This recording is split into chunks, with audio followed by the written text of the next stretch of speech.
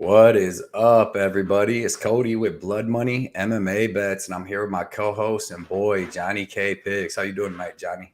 Pretty good. What's up, everybody? How's it going? Oh, I'm sure they're doing good, especially since we got a pay-per-view to come, man. Yes. Dude, this card is good. It's surprisingly good. It could end up being better than the 280 card. On Yeah. paper, it didn't look like it, but it definitely could be. Yeah, for sure. Obviously I was really jacked for 280 because of Charlie Olives, but Yeah, looking like doing the research for this card and all these fights, and there are some kind of low level if you want to say, but they're all going to be really good and like really close, really good matchups. right. And I'm looking forward to all these fights. I don't think there's really one bad one that I don't really want to see. Yeah. Like no Chase Sherman versus Josh Parisian or something like that.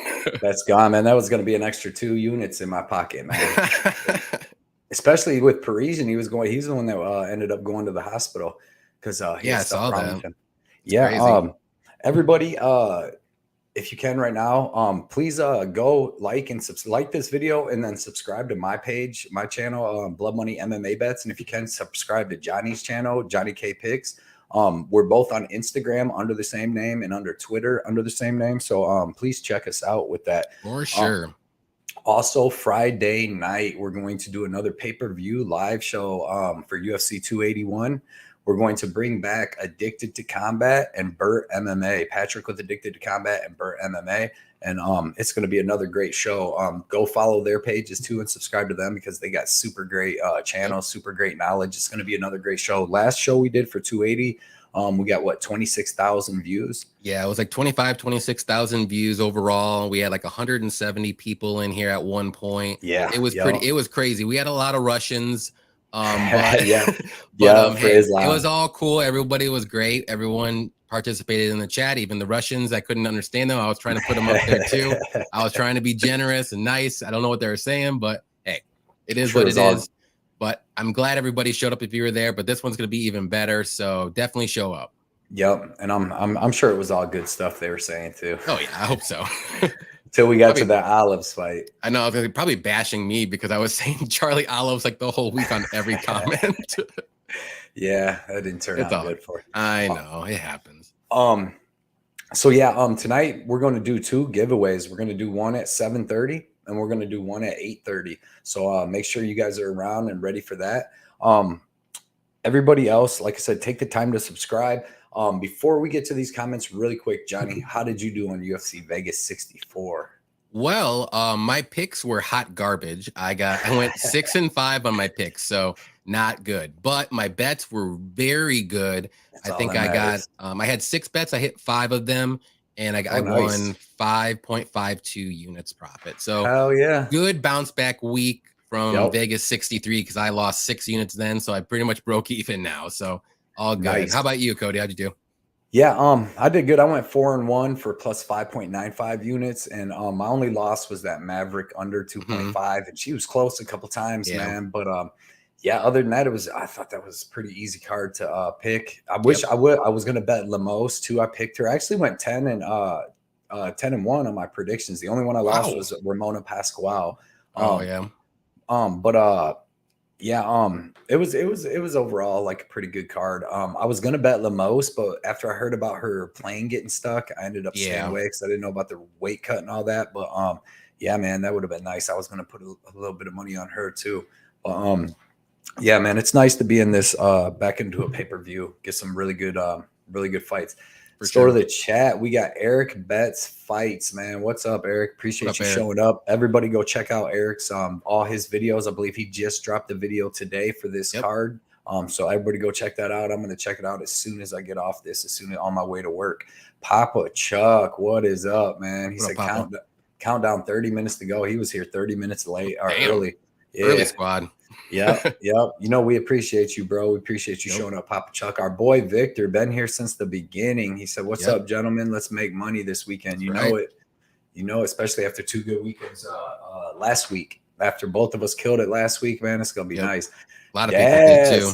Daz, what's up, brother? Daz Files in the building. He said, "Okay, presser. Just excited for the Izzy fight." Yeah, I got to watch that presser too tonight. Listen to it on the way to work. I'm sure it was good. I heard that Izzy and their bus or something got in an accident on the way to the conference. Yeah, I just read that too before I just jumped on. I was like, well, that's pretty freaking crazy. Yeah, hit a fire hydrant or something, man. That could have been terrible. They always have bus problems in New York. You know, you got Connor throwing stuff through them. You got freaking hitting.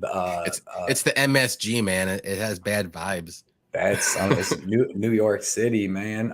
Carlos, true. Our boy CJP, UFC Bets. What's up, man? He said, yo, what up, my bros? He said, got some Dragon Breath Kush on deck for tonight to talk some fights stacked and stack card. Let's fucking go. Yeah, for sure. Everybody go check out man. Carlos's page, his channel, CJP UFC Bets, man. He puts out excellent breakdowns. I already watched his this week, so everybody go check that out. Super good, super good. Doing a giveaway too, so go check it out.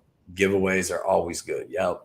Josh Sanders, what is up, Josh? Appreciate him always showing up too for our supporting us, man. That presser got me hyped. I can't wait to watch. I cannot wait. I wish I would have got to see that before this. My boy Grateful Dude, what is up? He said, I'm looking forward to these fights on Saturday. Hell yeah, man. Hell yeah. It's gonna be so nice. Oh, here's our boy Lou. There he is. Yeah. We're going to have a fight companion with him coming up. I hope we can do it on that November 19th show or something. Lou Betcha, everybody check him out. I'm not sure we're doing one, but everybody check out Lou Betcha. I was trying to think of like which fight card that was. That's why I was like, Derek Lewis and Spivak. Yeah. Me and Lou got a bet, man. Everybody check out Lou on the MMA Engine, that on the YouTube channel MMA Engine, and his Twitter. But always good stuff on the MMA Engine with Wheezy and Brady from DFS. But yeah, me and Lou got a bet the other night. We bet a shoey, which I don't even drink really and all that, but I'd do it. You're that confident though. I'll try it. I got Dustin Poirier. He's got Chandler. So man, that's going to be a super good fight. And already, so it's going to be a greasy, sweaty fight for me. I'm gonna have the bet sweats, and now I got first round is going to be sweaty for both of y'all. It's gonna be crazy, but thank you, Lou, for showing up, man. You're awesome. You already know that. Jenna, what is up? What is up, Jenna? She said, Lou, Manuel Miguel, my other dude too on Twitter. Thank you for showing up, man. He said, blood money is money, definitely, dude. He has great, excellent bets too, man. The Schaefer Simmons, Theo Schaefer Simmons, man. Appreciate you showing up. He said, hold up, boys. I'm late from work. Let me take a shower.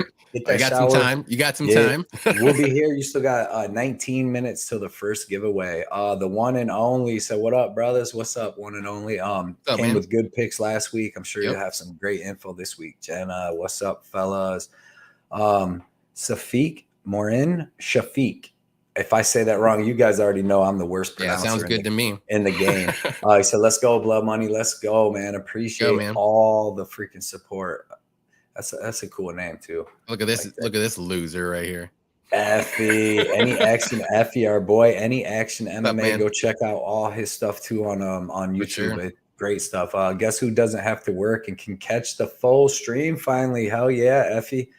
Yes, sir. Yeah, because usually Effie's at work getting to get in. Effie has like 3 jobs. I know, dude. With 4 or 5 with all the gambling and stuff. But yeah, man, always shows up and gives us time. Everybody check out Any Action MMA because he gives out great picks every week, and he's been doing this for a while. Definitely deserves a subscription. Manuel, prayers to everyone that bet Jacoby. That was brutal. I'm still a little butthurt about that. I know. It was so bad, dude. That whole card was just, it started with that, and I was like, you know what, this is not going to be went downhill. Good night. And then the cater injury, and I'm just like, man, there goes all my units. I'm done. Like I was mad, but I'm like, I don't even care. Right? Every time Jacoby gets brought up, I just feel like the half baked scene. He's like, I'm not gonna do what you think I'm gonna do. I'm gonna freak out. But I was freaking out. But it's like, dude, man, because I'm on a 1-week winning streak right now.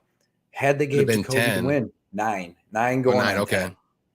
That's hard to fucking do. 9 winning weeks in a row. We're talking about, 1/6 a year. And I was going. It's still going because I got this pay-per-view. I'm gonna hit that, man. It ain't about the money. It's the principality. I think the best streak that I went on was probably like 4 or 5. So I couldn't even imagine 9, which is phenomenal. It's hard. Like that's where it's gonna be hard. It's gonna take me 2 months to get back to that. They took away all my beautiful work.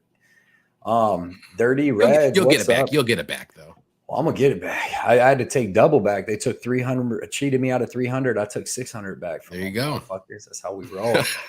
Dirty Reg, smash the like for these two gents. What's up, Thank Dirty? you for showing up, Dirty Reg. Great information. He knows his picks when he drops the information in that chat. Definitely listen to it. He knows his stuff. Negumereanu, underdog of the week. He definitely is looking tough, man. Dusting the side. Yeah, I'm with you there. I'm down for the fight companion next week. Last one. While I'm only a spry 44. Okay, let's get it in. Let's get it in. Let's get it in. Yeah, I'm down. I'm down. Let's do it now. I'm down. We got to get Lou before he loses all that energy, man. You turn 45, 44, Game and it's over, like the man. hill. You're like coming down the hill. Nah, I'm up there. I'll be 41 in March, man. So got a little bit of time, but I'm sure it's gonna be downhill. Yeah. Yeah, it's gonna start. Patrick with Addicted to Combat, my boys, what's cracking? Everybody, as we said, man, look out for Patrick with us Friday night on our live show, and then tonight after our show, he's going to be live with Brady from DFS by the Numbers. I believe it's actually tonight, right? I think he went last night. Okay, he did message me. He usually does it after us, though. Dude, I've been so busy. I haven't been able to do any like for a long time. I was getting a couple, like a day or two off of work every week because we were slow. We were missing microchips. And then, and I was getting off like 4 a.m. So I'd come home, get to sleep, be up by like 2. Now we're working ton, man. And I don't even get up to like 4:30 in the afternoon. But yeah, so I've missed some stuff, but I'm listening to that tonight at work too, because I guarantee you got some good information on that show. I listened to it at work today, so I missed it last night too. Patrick and Brady, man, everybody check that out for sure. Definitely a good one. Yep, and check out Patrick's Addicted to Combat channel. Like, subscribe. Eric, he said, I love how you guys are always shouting out the other creators and trying to raise the tide for all the ships. Very humble and very cool. Definitely, man. If you guys are here supporting us, man, we're definitely gonna be there supporting you. And everybody in here is good, dude. We got a good community. Like, everybody's super cool here every week, man. And that's why we're gonna get everybody in here on shows with us. We're gonna do another show too. Yeah, with like a pre-fight on one of the fight nights and get. Yeah, I think I was mentioning like the Orlando card. I think that'll be a kind of a cool one to do. Yeah, and we're gonna get it's a really good card too. Yep. If Eric ain't busy, I'd love to have him on too. Yeah. So yeah, definitely, man. Effie said Jacoby and Piotr. Yeah, same judge, man. He got the fly from they flew him across the world to come and get one last one in real quick. And they don't have to explain it. That's the crazy thing. But last week I went with them over-unders, and there's just some people that dominated, but can't find them every week. Jenna said, what's up, my guy Patrick? Yep. You got it right at the end there, brother. Hell yeah. Yeah, I like that, man. Shafiq. It's a good name. Effie said, agree with Eric. These two definitely support the community. Definitely. And our whole community is awesome. Like, we don't get too many like little bullies in here, nothing, people just being mean. We just have here because we're all we did a couple times early on though, but they went away. Yeah. Because it's us versus the bookies. Ketlin Vieira is a friend of the show, so yeah. Because man, it's us versus the bookies. You know what I mean? We're all trying to beat them because they're trying to steal from us every week, and they got the judges and all that. So we got to work together to beat these mofo's. It's free money there. Man. Over unders are the way to go. The best way, man. Eric said, dude, I'm on like a 6 to 7 week streak right now. Notice I didn't say what kind of streak. That's hilarious. Yeah, dude, I was winning through some really tough weeks. The only week I've lost in the last 2.5 months was fucking San Diego. And everybody lost San Diego. I'm pretty sure, and that was after that, I had to change my shit up. No more parlays, really, no more nothing. I write more over unders because and then Columbus too was another thing that I remember too, like a lot of bad judging, I think. Yeah. And we're like, screw this. Like, let's start learning some over unders and play half of our bets at least. Yeah. I mean, it hasn't been rigged. Get you. Hasn't been rigged, but this has been robberies. Depends on who you're talking about, and who you're talking to. My boy. Yeah, CJ said that sure third shift is life is rough, and it is, man. I'm gonna be getting a day shift here soon. Hopefully, I'll be out of all this stuff. I'm just gonna start using my betting money and stuff, man. I want to do this full time, dude. If I could do this full time and just concentrate on this Bellator, PFL, that'd be great, dude. What's up? That'd be the life. Oh yeah, I'll get rich, and I'm gonna get everybody else rich. We all will. We all will. Theo said speedy shower. Okay, I would have been go. He's back. Song. Nice. We didn't even get to the fights yet. Victor said Patrick and Brady absolutely killed it last night. Super good show. I bet, dude. Two of my favorite cappers. I listen to their stuff every week.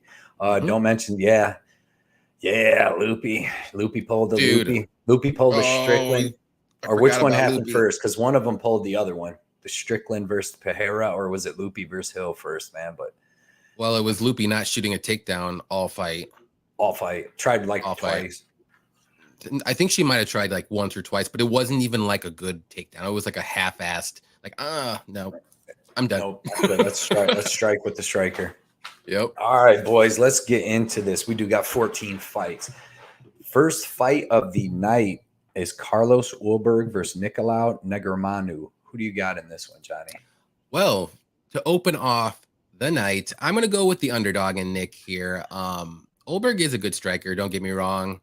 He's good at range, but I just feel like Nick is that kind of fighter where he's going to be the bully, if you want to say. He's going to get nasty. He's going to make this a dirty boxing fight. He's going to try to go for takedowns, push him up against the cage, kind of wear on him a little bit. And I think he's going to be able to get it done. I said by decision, but I'm not going to, I don't think, he can potentially wear him out enough to where he can get like a late third round knockout or something like that, or maybe even get that takedown and then just finish him off with some ground and pound. So give me Nick here. And also too with Nick too, he has a very, very solid chin. I don't think Ulberg's going to be able to knock him out as easy as he did Tefan Nujukwi, whatever that guy's name is. I can't remember his last name. Tefan. So I don't think that's going to happen here. So the only bet I have on this fight is I like the over 1.5 here. I got it at like minus 150. I think it'll go over for sure. And like I said, if there is a finish, I think it'll be later in the fight either way. But I think it's either going to be like an Ulberg decision or like it could be Nick finish or Nick decision too. So give me Nick here. Just no bets other than the over 1.5. Yeah. I like that. I should have got it that they had that at minus, I think 135 when I went to over 1.5. Oh, okay. It just seemed in the end, it's like a little risky just because both of these dudes throw hammers. But yeah, man, like you said, this is a tough fight to call. Ulberg is going to have a giant striking advantage. He's going to be way faster. He's going to have way better movement. Like I would be surprised if Negumereanu is even able to really hit him that clean. He wasn't really able to touch up Kennedy that much. Kennedy was just sticking that long jab out there and moving around. And Kennedy really doesn't even throw that much volume, but he outvolumed Negumereanu. The thing that worried me too was that Nick couldn't even take Kennedy down. He tried to take him down. He grappled him up against cage. He usually got pretty good takedown defense though, but tried a couple times, couldn't get him down, and then just like struck with him the rest of the time. And if it wasn't for the eye pokes, he probably would have lost that fight. And I can see this going like that. Ulberg, even though his wrestling and grappling is kind of unknown, we've seen him a little bit with Charant, where Charant tried to take him down. I don't even know if he tried to take him down, but I know Ulberg landed a takedown on him in a little bit of reverse wrestling. So, it looked good there, but Fabiano Charant isn't really the best. He's definitely not a wrestler like Negumereanu. So, I'm going to take Ulberg to be able to stick and move the whole fight. I think he only gassed against Kennedy because he went for the finish like twice in the first round. So I'm going to take him to be able to stick and move and just piece up Negumereanu and maybe get a decision on him. I really think, because I think Negumereanu has a brick head, dude. That dude eats shots and you don't see him get wobbled. You don't see him get nothing. So I'm going to actually take Carlos Ulberg by decision, but not much confidence in this, because if he can't stop the takedown and you bet Ulberg and Nicolae is able to make this a dirty fight, dude, it's going to be on. It's going to be if he starts taking, because you've seen so it's hard to bet these and fade them because both of them look phenomenal in their last fight. Both of them looked really good. So it's like it's going to be a good fight. I'm gonna sit this one out and just see what happens. Yeah, that's why I went with the over, because I feel more comfortable with that. I think they both can hang in there for at least a round and a half, and then see what happens at the end. That's where I think the finish will happen, or someone will go to decision to win. I don't know who, but I'm just gonna roll the dice with this underdog. Right. Yeah.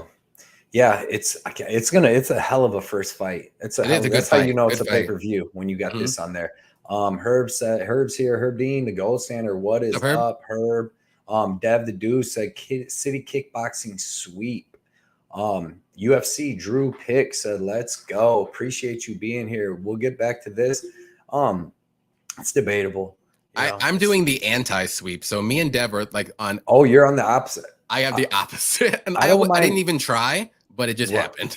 Wow, you guys are gonna have to bet a shoey or something because yeah, I'm on all of them but one. One's flipped for me, but I told him I'm like it's probably gonna be somewhere in the middle, like 2-2. So yep, that Dirty Red said, yeah, right, Dev. He said 2 of them are losing. Nice first fight. Yeah. The one and only said, we still haven't seen how Ulberg looks out of the first round after exerting himself. Nicolae is going to gas him out and then finish him via ground and pound if he comes in with the wrestling game plan. Yeah.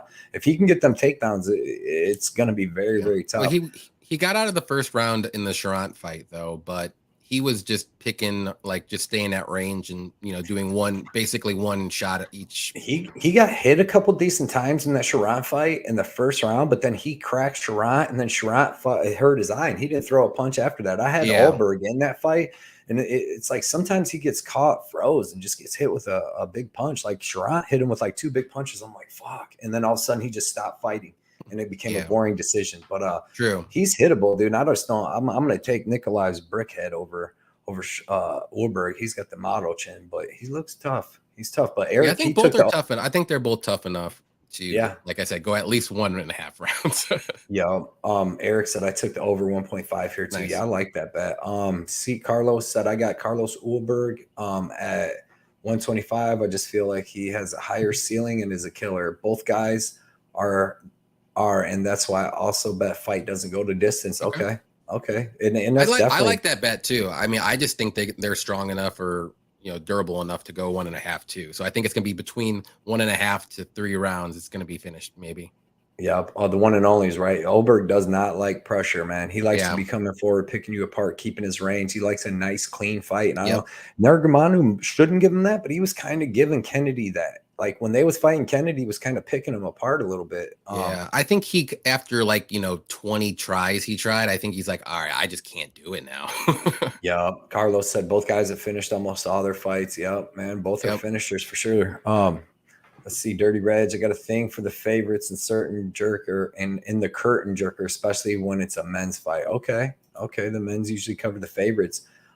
Theo said, got all my bets to win except for Bautista by KO, Maverick decision, and Neo Magny to win. Was gonna pick those. Oh yeah. Yeah, I like yeah, man, I should have bet Bautista by sub. That's what I predicted. I knew he was gonna sub him. That was such an easy fight.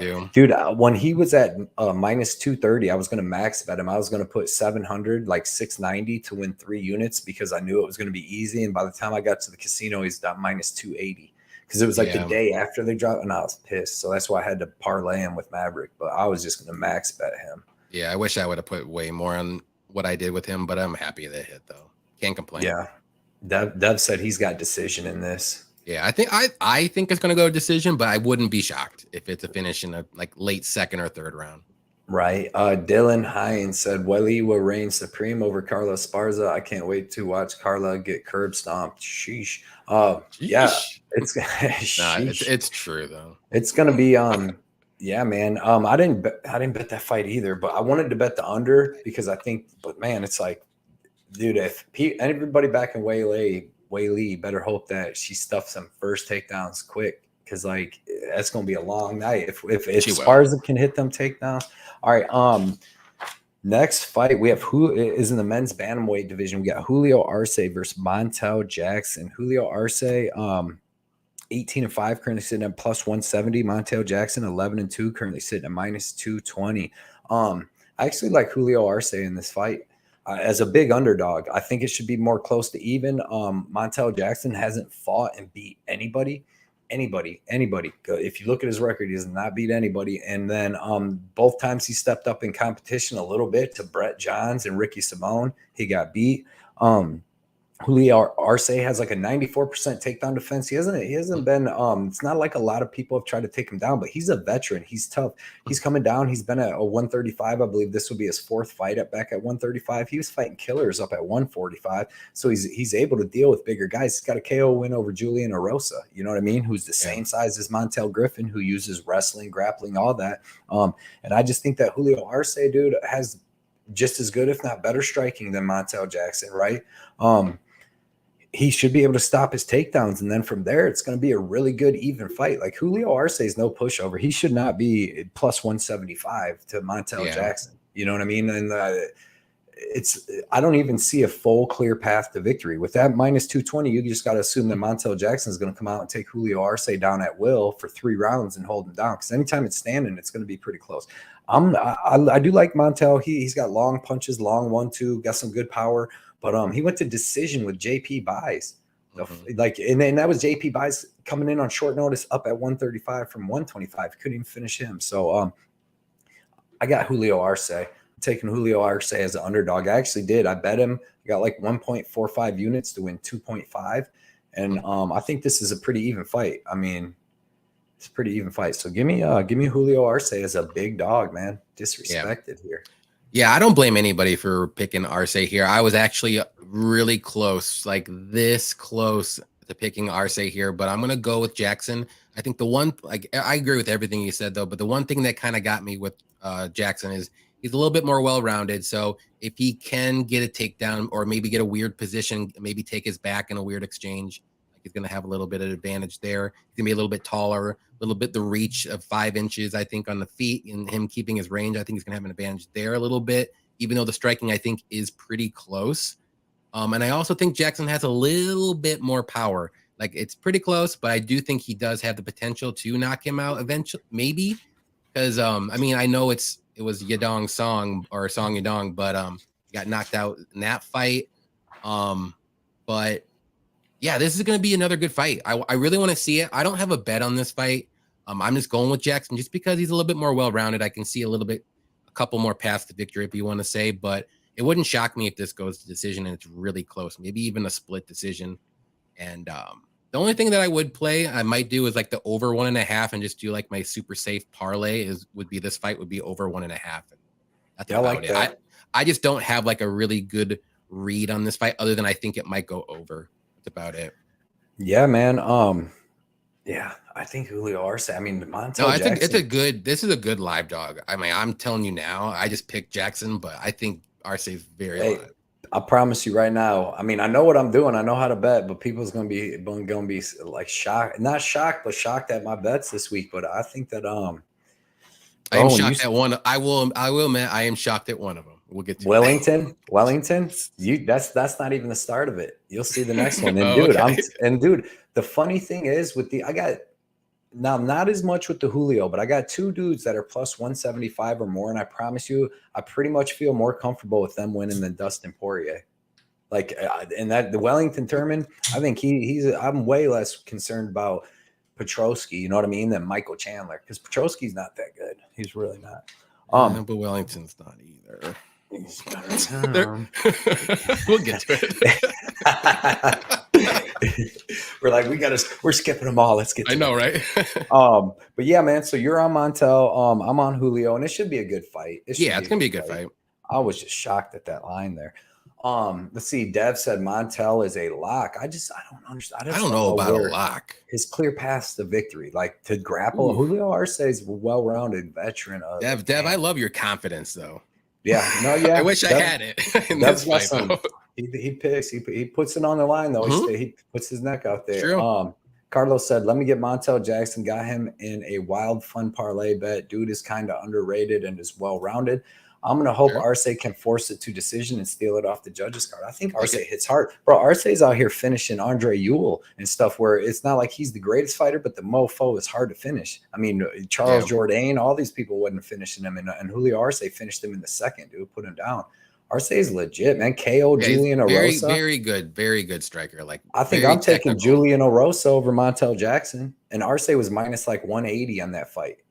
Julian Erosa is a dog. We've seen what he did. So a Dow would do. Fuck Dow would do. Remember that? Never again. Our boy Solar Warden is in the house. What's up, Solar? Everybody go check him out on Twitter, man. He's got good stuff. He's got good tweets. He follows everything, knows the stuff. He said, "My dudes, Blood Money and Johnny K. We appreciate you." He's got the best model in Twitter. Yes. Or on Twitter, I'm sorry. Yep. Yep, he has a good. It's like an algorithm, right? Yep. Is what the model, yeah, and it Don't works. know what it is. You won't tell anybody, but it's No, good. hell no. You can't give that up, especially when it works like that. Yeah, but everybody go check him out. Zach Singleton, what is up? We appreciate you, man, for showing up. Dirty Red, shocking bets play really well when they win. Yeah, you just got to talk to like Julian Rosa versus Dawoodu. You got to talk to Marcin Tybura versus Romanov. Somebody picked and bet Tybura. Somebody on my Instagram was like, "You're only betting this because you're rich." I'm the opposite of rich, man. That's what he told me. He said, "Fuck you. You're only betting this because you're rich." I'm like, "Damn, dude." You're like, not yet, but I hope. I should have bet huge on that. Dusan, he said, "Cody, you really picking that bum in Wellington? It's just another can for Petroski." Wellington's higher level black belt than Petroski, and his wrestling is just as good, but his cardio is better, and his striking is worse. I'll tell you guys this: if you got time in between before we get to that fight, we'll get to that. You got to watch him fight Alex, or what was it? What's the one dude's name? Marcus Perez, because he's kind of like a Petroski. He probably beat Petroski. Yeah, man. Yeah. MMA Joey, I'm taking Edgar on Saturday to get it done. Just showing some support here as well. Appreciate you for showing up, MMA Joey. Everybody go check out his channel. Everybody's going to laugh at me, but I'm betting on Edgar too. I took Edgar too. I'm not laughing at you with that one. I'm not laughing at you with Turman either. Yeah, but I'm taking these dogs. If these cappers are going to mess up like the bookies, putting them lines out like that, I'm going to take them.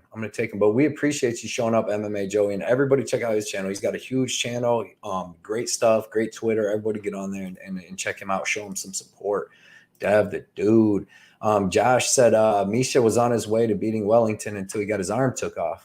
You know what I mean? True. And Misha is a big giant guy, and that's what's going to happen with Petroski too. I'm telling you, dude. Wellington Turman, he's never been submitted. He's a high level black belt. He's been training for 2 years. He's on 2-fight win streak. He's been training for 2 years with the one and only Glover Teixeira baby. And Alex Pereira, and both them guys are getting ready for title fights. So if you think this kid ain't going to be, I think this is going to be the controversial fight of the night. I'm on it, dude. I'm on that Wellington. I'm on that Wellington ship. Hey, I was on Wellington against Misha, and I was literally like the only person. I think maybe 2 other people said that Wellington would win.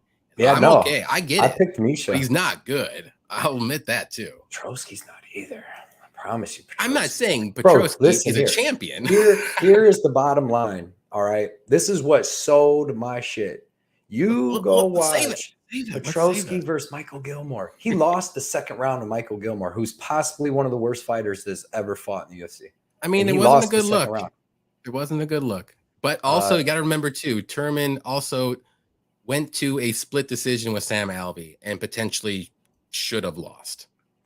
No, he won all. He lost 2 points in that fight and still won. He won all 3 rounds. He just lost 2 points, poking him in the eye in the second. And Sam Alvey takedown defense would beat the shit out of Petroski too. Petroski is not taking Sam down and submitting him. Petroski's striking is terrible, people. It's terrible. Could have got better. You don't know.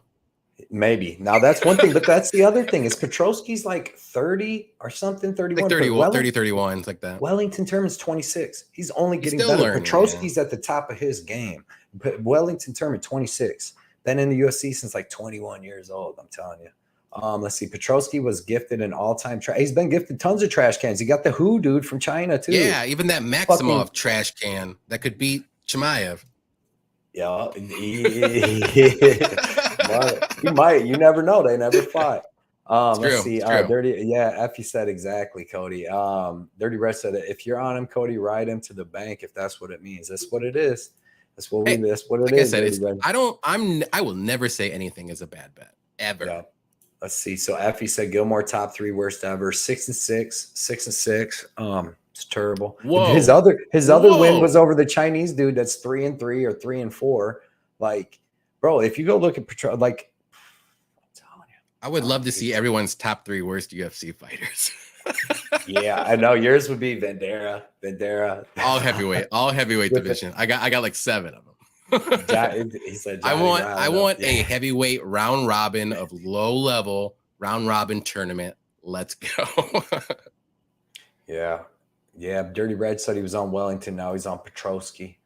I don't know. Chimaev. Chimaev's the one that got freaking Maximov released. He didn't want that smoke. He didn't want that problems, and he knew if he had to go to 185, he was eventually going to see him.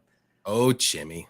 Yeah. I'll never pick someone who has a split decision with Sam. But you guys got to know it was from eye post. He won all 3 rounds. Sam Alvey is putting Petroski to sleep. Just saying. Sam Alvey got that 1-2. Take it back to 97 on Petroski. And he didn't even look that good in that fight. Like, he was bad in that fight. If I feel like if Petroski, dude, but first off, Petroski's lucky he got that early submission on Maximov, because Maximov was about to hurt that gas tank. That was skill for one. It was, but he was take anything away from him. He was about to tax that gas tank, put a beating on him. But all right, boys, all right. Next fight, let's get to it. Ottman Azaitar versus Matt Frevola. Who you got in this one, Johnny? Okay, I'm gonna go with Azaitar here. I know he has a little over 2-year layoff with the whole bag incident in Dubai, but he's got very good striking, very good power, and Frevola, he's more of like a brawler, and he just loves to mix it up, and he's got good wrestling. He's pretty well rounded, but man, that chin, I can't trust his chin against Azaitar's power and striking. I think Frevola is gonna try to mix it up and make it a brawl like he usually does, and he's gonna get clipped. I think it's gonna be early in the first round. That's how what he likes to do. And I think Frevola is a good fighter, but he just can't do that game plan in this fight. And I think he's going to, and he's going to get hurt for it. And give me Azaitar. I got a bet on him. I was a little late to the party at plus 105, but hey, it's still plus money. I think he's at minus 120 right now, so it completely flipped. So yeah, give me Azaitar here, and yeah, I'm gonna say by first round knockout. I think I actually have the under 2.5 in a parlay as well. I think that'll hit easy one way or another. Yeah, I like that. Yeah, any action. Effie and Broke Bet said Turman eye poke. Turman eye poke, the GOAT, Sam Alvey had ruined his insane UFC career. Effie said Broke Bets, that's the only reason Sam never became champ. It's true. Yeah, man. On this one, it's a crazy fight. I end up staying away from this completely because it's another Ulberg, one of them. Like it's gonna go one or the other way. Like I'm gonna take Ottman Azaitar. I'm doing like what you said. You broke down perfect. I do think that he's just wild with both hands, man. Throws hammers. I seen some pictures of him. My buddy on Twitter sent me some pictures of him with Khabib. I guess he's been training with Umar and them. So his takedown defense should be on point. So I'm gonna say that he does catch Frevola sometime in that first or second round. I did not bet this though, man. I did not bet. I was going to bet the under 1.5, and it was like plus 110. And I'm like, the only thing that worries me is that I bet Jalen Turner huge back in the day against Matt Frevola. And it just worries me because he took some big shots, big knees and stuff against Turner and was able to out grapple him, That was before T-Rex. That was before T-Rex wrecked that chin though. Yeah. And I mean, he got wrecked by Polo Reyes before that. So that's his thing, is to get caught early. But if he doesn't go out, man, I think that he could just wear on Ottman, wear on him, grapple him. If he comes out here with the right game plan, doesn't throw too many things, he's trying to wear him against the fence, hit him with some knees to the thighs, try to land some takedowns, start wearing on him like he did Jalen Turner, I can see Matt Frevola getting the win. He's a tough dude with a lot of skills. So that's why I didn't bet this, and I didn't bet the under either, just in case Frevola does come out and start grappling in that first round and all that, because you know what I mean? You got to be smarter than to go out and just start throwing hands with Ottman and to win. But he did that against the Gennaro dude, and he got dropped, a couple times himself. So I think he's going to be smarter in that here, but I still think that Ottman is going to touch the chin and get him out of there in that first or second. But I stayed away just because I had my Jalen Turner flashbacks, man, of where he just, kept taking him down. There. So it's like it took me off all the bets. But I saw for Effie said that. So we're both on Ottman, and you said you got the under 2.5, and then you bet Ottman. I like that. I liked him too. I wanted to bet him, and then that was another thing that made me mad too. Was that when I went there, he was plus 125, and the day before when I went there, then it had switched. I think like minus 105. So I'm like, man. I saw it at plus 125, and I literally waited till the next morning. It was like plus 110, and I pulled the trigger finally at 105. I'm like, whatever, it's fine. Yep. It is what it is. Yeah, Effie said I saw Frevola reading Wrestling for Dummies at the library from Vola Madov. Yeah, it's coming. Still gonna lose. Yeah. Okay. She said, Jenna said, okay, good. I have some Azaitar on my DraftKings lineups. Yeah, man. I think that's a good spot for him. On DraftKings, if you play more than one, you should probably have one of each of these guys because one of these dudes is going to score really, really good. I think, and one of them is going to get a finish. I think. Yeah. Either Frevola probably late. Right. Yeah. For Solar said he got a Azaitar at plus 129. That is fire, man. That's a great line. Carlos said, my dog of the card, Ottman Azaitar plus 110, place 2 units. Let's go. Nice bet. There you go. Schaub minus 500. Brendan Schaub. Papa Chuck said, at Johnny K, they should have a low-level round-robin tournament of the 4 lowest ranked at heavyweight. Winner keeps their UFC contract. Losers must sign contract. That is, they could do that. Not even, you ain't allowed to go to the PFL. Nothing. There would be one of them that would lose all 4. Trust me. Yeah, maybe. I don't know. These dudes just there's one. Trust me. Oh, maybe bring back freaking. I'm not gonna say it. Friend of the show. I'm not gonna do what you think I'm gonna do. Yes, none of them would reign supreme. Dusan, I hope Azaitar flatlines for Frevola in the first round KO. Imagine the hype he get. Yeah, he just got to be consistent because he's only fought like 3 times in 4 years, and he had Potato Gate and all that stuff. Herb said Frevola should bring a bag of potatoes to the weigh-ins to troll him. That'd be so funny. He should. Hard telling what happened there, dude. Herb Dean, Papa Chuck said Herb Dean is the gold standard. I hear they make secret juice from that bag of that Russian potato juice. They make something, dude. I don't know how they it's potato vodka. Well, yeah, what was going on there, dude? Okay, Herb says, speaking of Petroski, shout out to Maximov for getting cut. I don't know why he got cut. I'll be real about that. I don't think he should have got cut, but that's what I'm saying. I see, and Frevola did follow me on Twitter. I followed him, and I think he has a chance to win this. I'm just giving. No, he does. I just think it's the other way. I didn't bet against him though. Yeah, but dude, like I said, man, I know he's tough because of what I seen in that Turner fight. Because it wasn't like when I watched it a long time ago, and then before I rewatched it, I just remembered it as like Frevola was just wrestling him, grinding him, wrestling. But if you watch it, Frevola took some big shots. They were on the feet for a while too in that fight because he really couldn't hold Turner down too much. He just, yeah, man. All right. Next fight is Mike Trizano versus Seung Choi. Mike Trizano's 9-3, currently sitting at plus 130. Seung Choi is 10-5, currently sitting at minus 165. And who do you got here?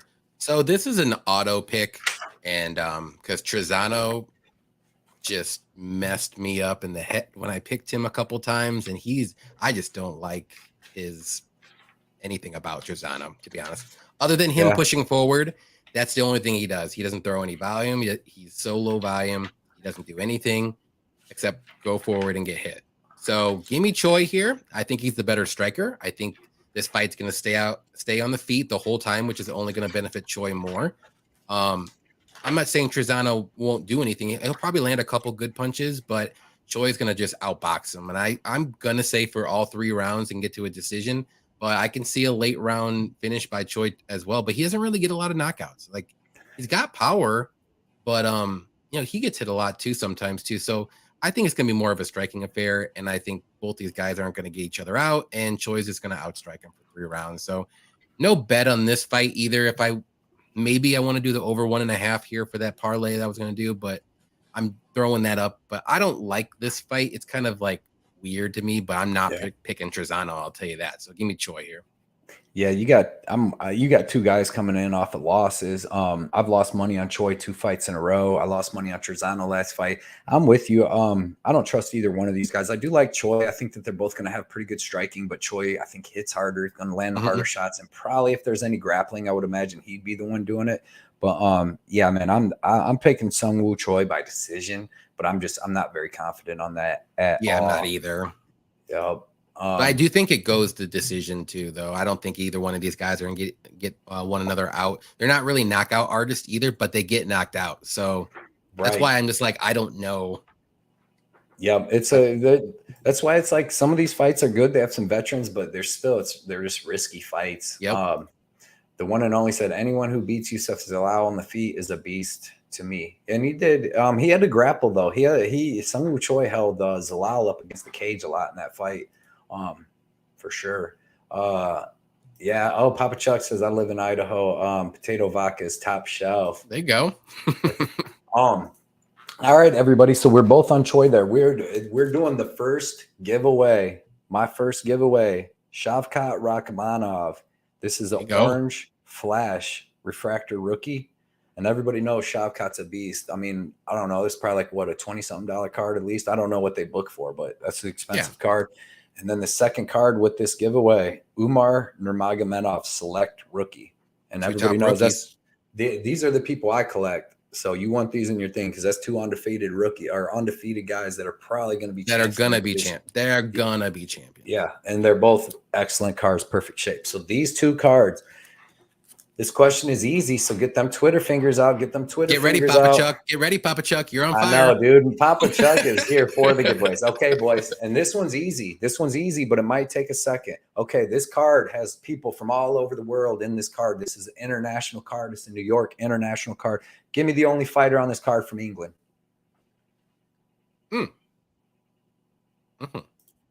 there's a ton of fighters on this card. We got all these dudes. Who Izzy? Where's Izzy from? Oh no, he ain't from. There we go. Pink Floyd.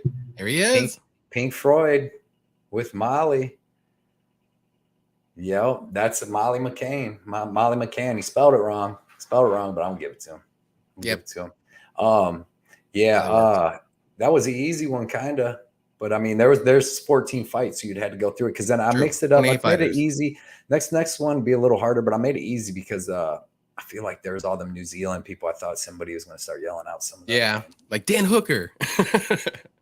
Oh, Dylan said my mom from England.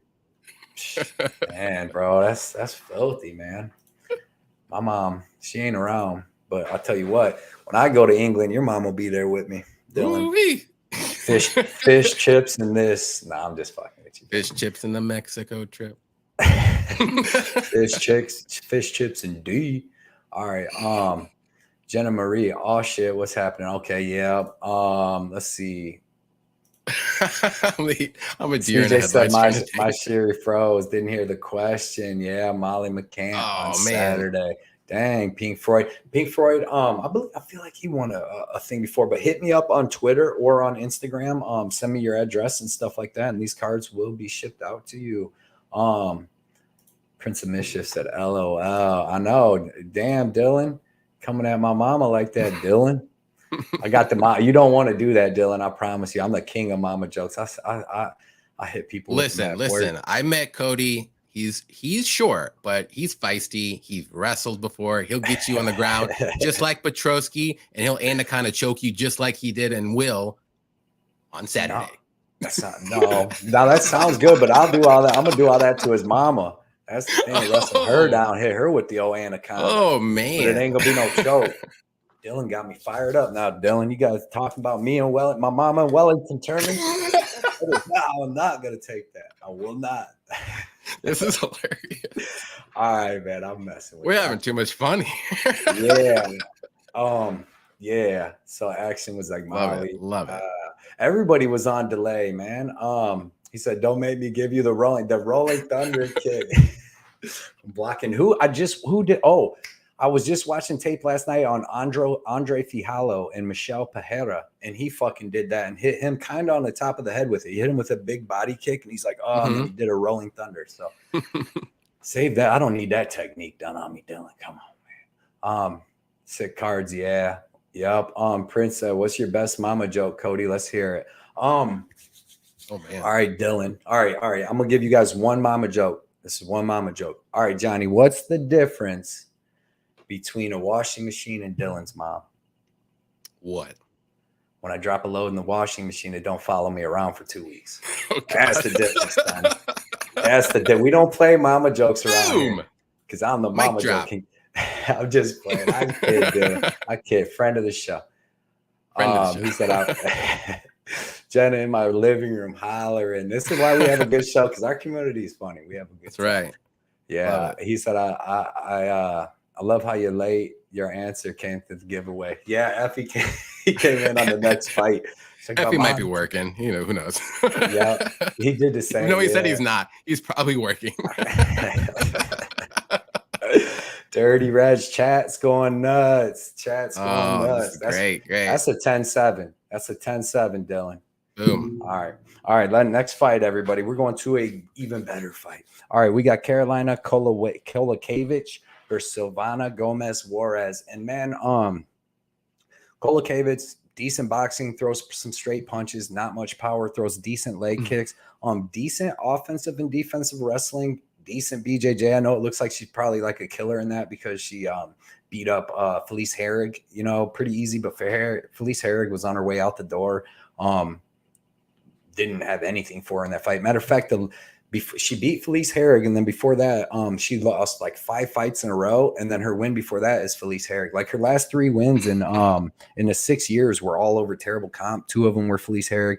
Her last finish was her first finish in 8 years. So I mean, she ain't finished, and nobody is. She retired a couple times.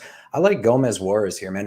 When I was watching against Felice Herrig to Karolina, when they were standing up, she just like closes her eyes and throws her punches now, and she's like slower than she used to be. She don't move her head. She just takes punches, and she used to be able to do that and beat up these lower level girls that were in the UFC back in the day.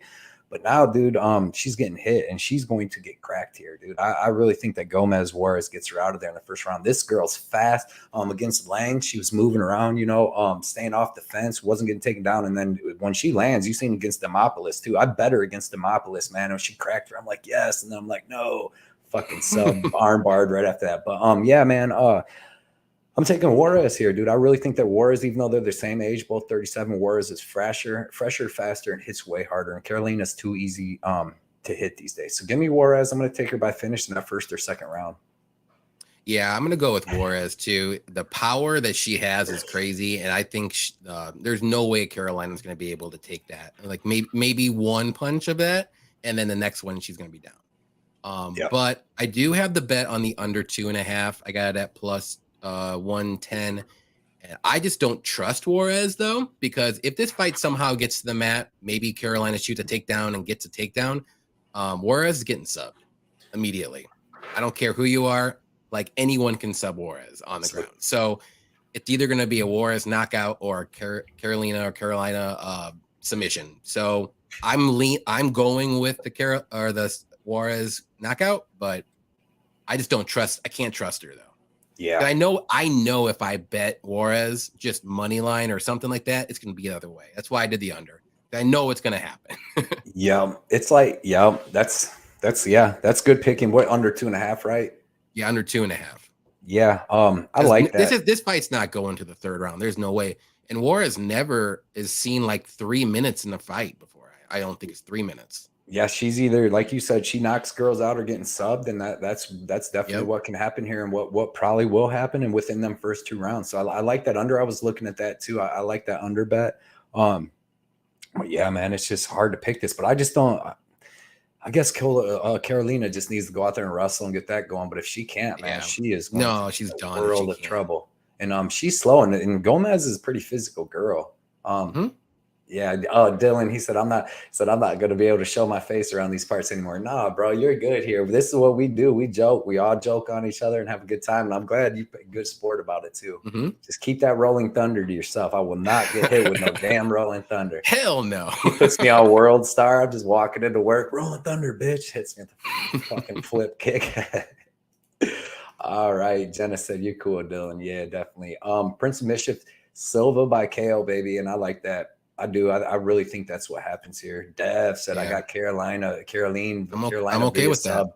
Yeah, it's going to be one of the other, I'm sure. No bets, but I like Gomez Juarez. Pink Floyd under 2.5 plus 110 would be minus 400 if this was. Dude, I 100% agree. 100% agree. That's a good take right there. Definitely. It is. Prince said people shit on this fight, but all week I was waiting for the KO prop to drop plus 300 when she got 2 KOs back to back, and she's KOs all her wins. Silvana Gomez she KOs. That's an excellent line. That's a good hot take right there for plus. Like I said, guys. I mean, if you're that confident in Juarez, good on you. But I am not that confident to lay money on just the KO prop because I just don't know what's going to happen in the fight. Maybe she slips. Maybe Karolina goes for that takedown and gets an easy sub right away. Like under, I think it's just very safe, great play. Yeah, Karolina's only got that one finish in 8 years though, but it is a sub over a girl that has about the same submission defense. So Yeah, or worse. Right. Yep. Papa Chuck said Juarez is going to knock out Karolina with those jug until she's added power. Yeah, hit her with the motorboat when she's on top. You know what I mean? The unwanted motorboat and just what if she did? Didn't even use no hands. Submission. Smothered. The one and only bet the under 2.5 on this one as well. Yep, think it hits. It's what it looks like. Both girls got their clear path to victory. Yep. Hey guys, Jumbo Loco, what's up, Jumbo Loco? He said, "Hey guys, I got a CKB parlay for plus 750. What do you guys think? Is that the City Kickboxing? Yeah. It could hit. I'm not on one of them, but it could hit. It could definitely hit. Don't listen to me. I'm on 0 of them. So yeah, Johnny said, yeah, no, save your money. Yeah, want the non. But I'm really, I would say 2. If I was gonna be like, if I was betting it, but 2. Yeah, Carlos wanted to go, but the tickets were expensive. I seen that. I was looking at them too, but I wouldn't. I wanted to go, but they were so expensive. Now to have to drive. New York was a lot farther. Yeah, I'm not going to New York. That's too far. Dirty Red said switch to Karolina. But I bet it damn near did though. Yeah. Victor said I have 1 unit on Juarez by first or second round KO plus 440. Like hedging with fight don't go to decision. -1 tap. Fight does go to decision. Case of submission. Oh, okay. I see. Yeah, because you could potentially double up on that if that hits. Then I like that. Plus 440 is money. Is it just me, or is this the dodgiest pay-per-view card to predict? Yeah, it is really. It is really a tough one. I usually feel really a lot better on these pay-per-views than I do on this one, but I still feel like I found some spots. Recently biased got Juarez better. Be careful in this spot. KK could grappler. Yeah, that's the only thing I was worried about too. Dylan said, I got Pereira by finish plus 250 and me to make your this guy. Are we doing this again, Dylan? I thought I 10-7'd you last time, Dylan. I got more jokes. I got more. This motherfucker. John Freeman said, either Ulberg or Riddell will lose. And you're right about that. I'm going to say Riddell. I'm going to say the latter. For sure. Yeah. Sure. Next fight is Andre Petroski versus Wellington Turman. And I believe I start this one off. And I'm going with Wellington Turman because Andre Petroski, he had decent boxing with a little power. He doesn't really throw kicks. Excellent black belt jiu-jitsu. He's got pretty good wrestling with body lock takedowns for that first round. Excellent top control. Subs are sick with his anaconda and arm triangle. He really just tries the anaconda choke like over and over and over. Decent left high kick and then decent ground and pound. But gas tank's questionable. Striking is stiff. He's very hittable. Takes terrible shots when he gets tired. He takes terrible. You've seen against Brian Battle. You've seen against Michael Gilmore in the second round. But even the Who guy, that guy's terrible.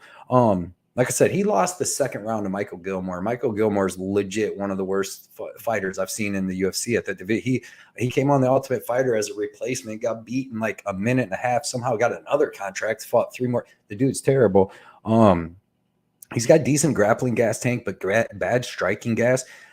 He's a good hammer, terrible nail. And to me, his wrestling isn't like world class. You know what I mean? He's got decent wrestling, but if you watch Wellington Turman, he's got good offensive wrestling himself. He's got world class BJJ, he's a black belt himself. You've seen him tap out Misha Serkinov, who is a high level black belt MMA fighter too. Dude, I like Wellington Turman. He's got better striking. If you watch the Marcus Perez fight, Marcus Perez is kind of like Petroski. You know what I mean? He likes to grapple. He's got decent wrestling. He's got good black belt and jiu-jitsu, and he's got better striking, in my opinion, than Petroski. And Wellington Turman was able to beat him all 3 rounds. Good gas tank. Showed a good gas tank in that fight. He's got a good clinch up against the cage with good knees to the body. I just think his striking is going to be on another, it's not like his striking's world class, but he's got good striking. It's going to be on another level than Petroski. And I feel like his wrestling is good enough to where maybe he gets taken down once or twice in that first round, but his jiu-jitsu is good enough to not get submitted. And by the second round, when he can't land them takedowns as easy, I think Wellington Turman's going to beat this kid up, standing up. Wellington Turman's the younger guy at 26. He's been in the UFC since he's like 22. So he's been learning on the job, getting better and better. Trains with Alex Pereira and Glover Teixeira for the last couple of years. He's on a 2-fight win streak. I'm not impressed. Petroski's been gifted wins, and I don't know if he was even going to get that win over Maximov. I mean, obviously he sunk in that sweet anaconda real quick, but I'm just not impressed with this kid anywhere, and his gas tank is suspect to me. And Wellington Turman, way 18-5 to 8-1. He's got way more experience. He's got way more UFC experience. He's fought way higher level competition. The people at Wellington Turman's lost to would beat the shit out of Petroski, like Andrew Sanchez. Petroski's not taking him down, and Sanchez would knock him out standing up. And then Bruno Silva is going to put a beating on Petroski. So I like Wellington Turman. I got him at plus 175. I put 2 units on him to win 3.5 units. And I'm more confident in Wellington Turman beating Petroski than Dustin Poirier beating Chandler. And this dude's plus 175 and Poirier's minus 225. And I swear, that's the way I feel. So what you got, Johnny? You want Wellington beef Turman too?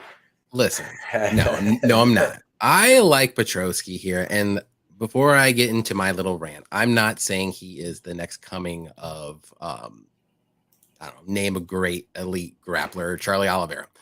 But I honestly think he is the more explosive fighter. Obviously, I think, especially early on.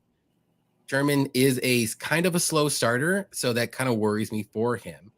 And because, man, I'll go back to the Sam Alvey fight. Man, he just did not look good that whole fight. And he was starting to come on in the 3rd round because he was losing, or the point deductions or whichever reason, but that's the only reason why. And he was losing the fight against Misha until the armbar. So that was good on him, but he was losing that fight. And it's Misha Cirkunov. He took Misha's back. Misha's not bad at 185. But he was losing that fight. But I mean, I think on the feet, I think it's really close. And I'm not saying both these guys are elite strikers. I'm going to say Petroski has the better power if he lands.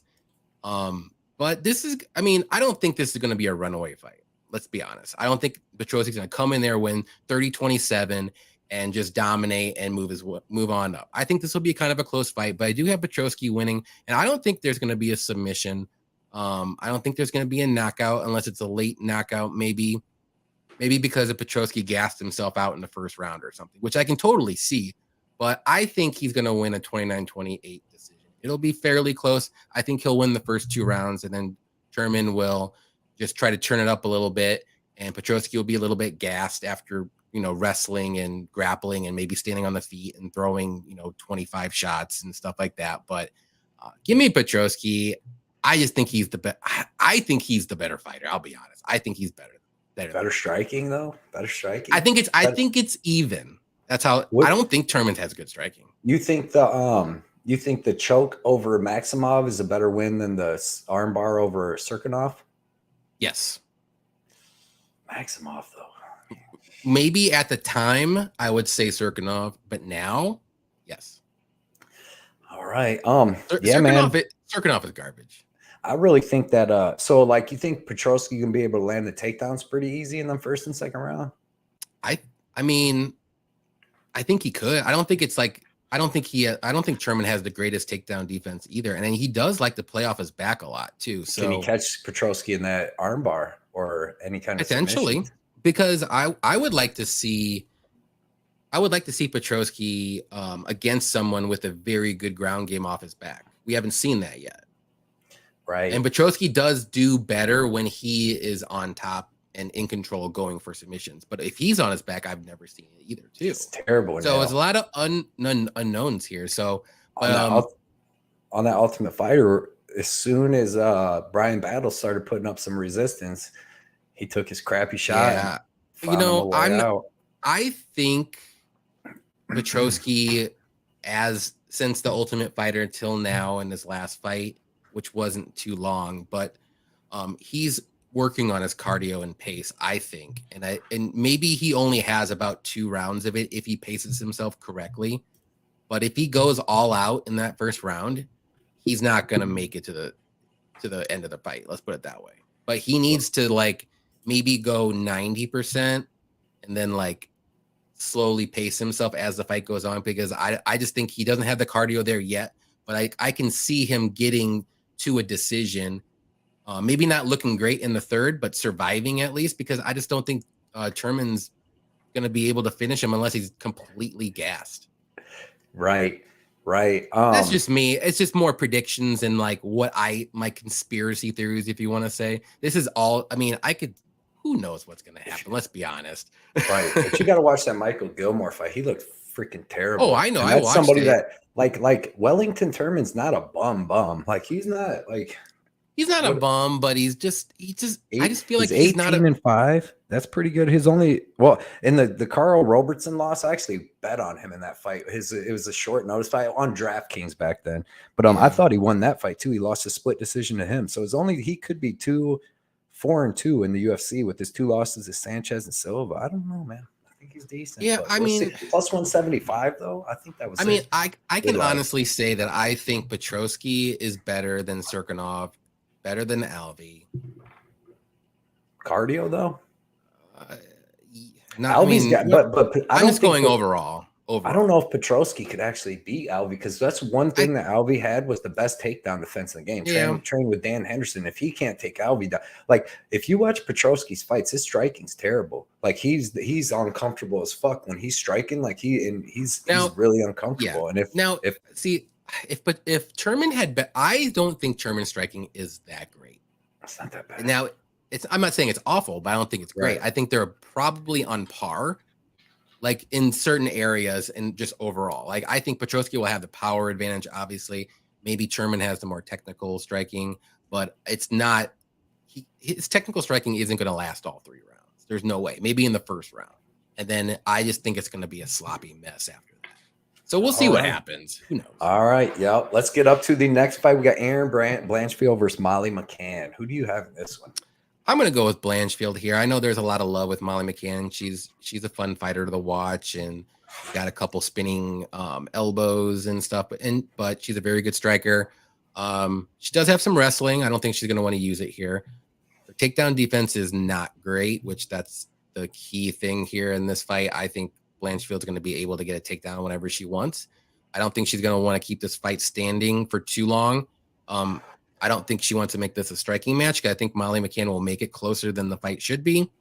And I think Blanchfield should be able to outgrapple her pretty easily all 3 rounds. And I don't think there will be a finish, but I wouldn't be surprised. But yeah, give me Blanchfield here. I don't have any bets in this fight. I'm looking at that over. That's about it because it's women's MMA and I'm not going to lay the minus 400 on Blanchfield when she almost lost against JJ Aldridge. Let's put it that way. But she did good and she recovered and she got the guillotine. But that just scares me because that might happen here too. So yeah, give me Blanchfield here.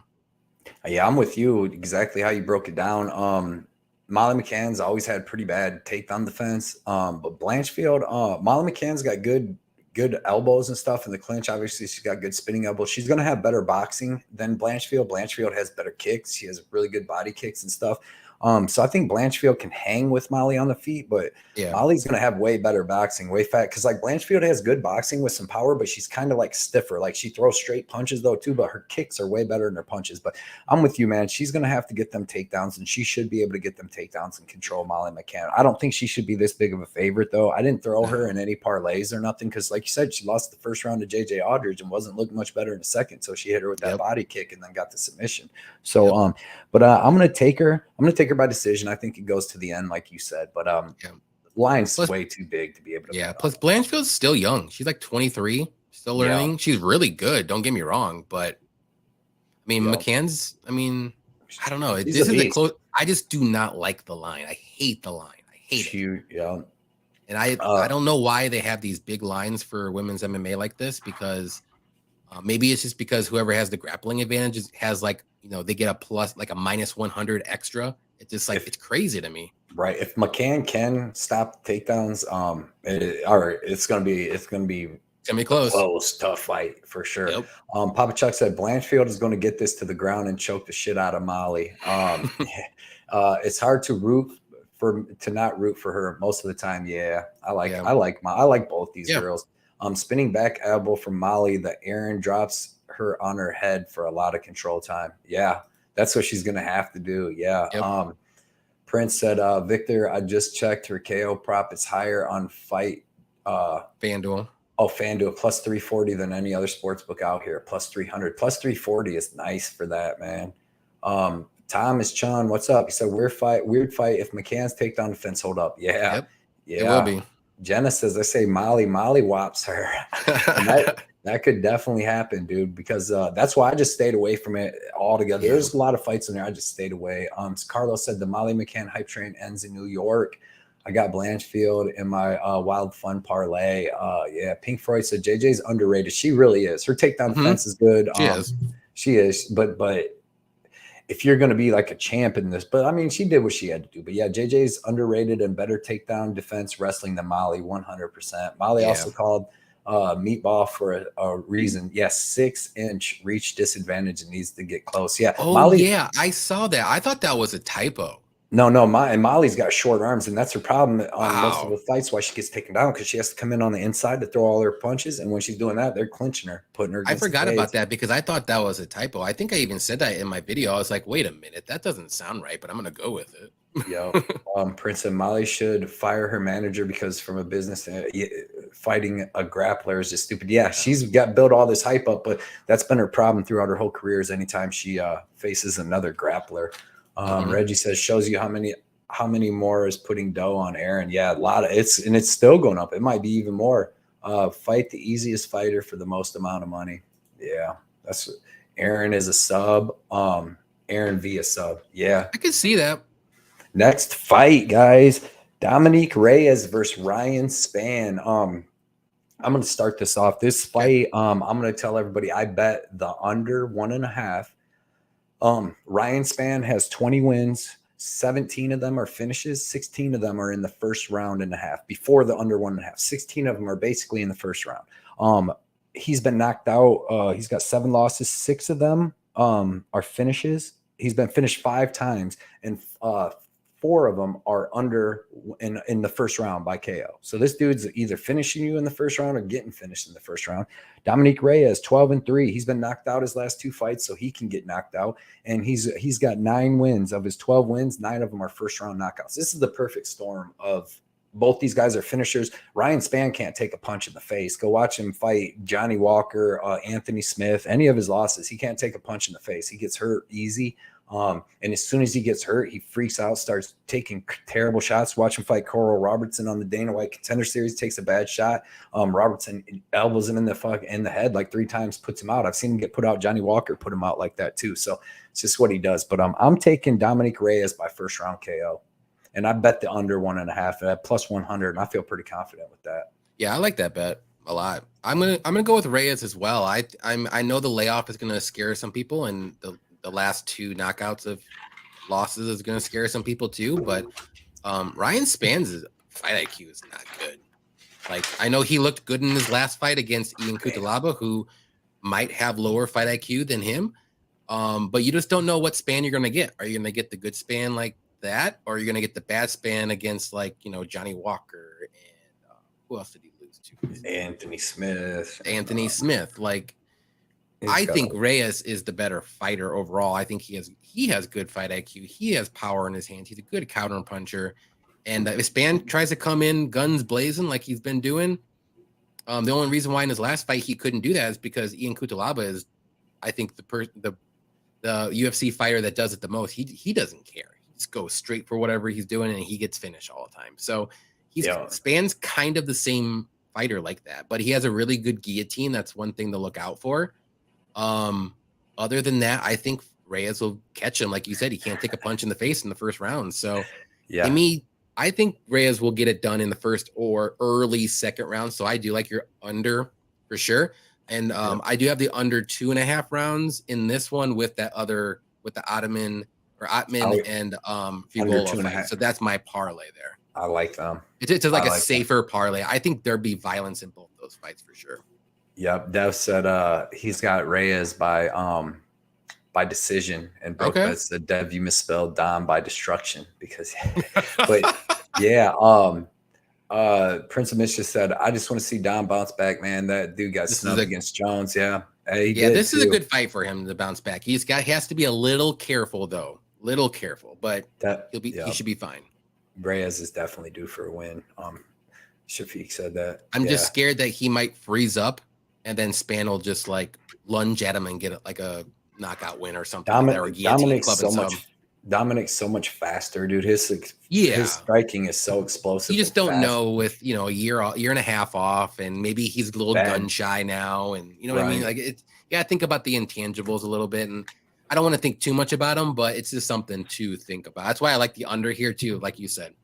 Yeah, under is great.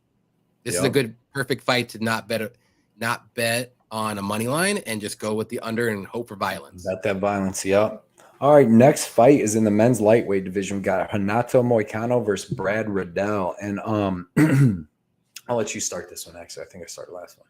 Okay, yeah, I like Moicano here. I think he has more paths to victory. He's going to have the better grappling, wrestling. I think he's going to have the better wrestling and takedowns.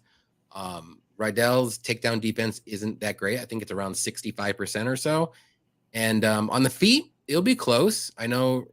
Riddell's, you know, known for being a really good kickboxer, really good leg kicks and stuff, but Moicano has good boxing himself, and both guys are kind of hittable.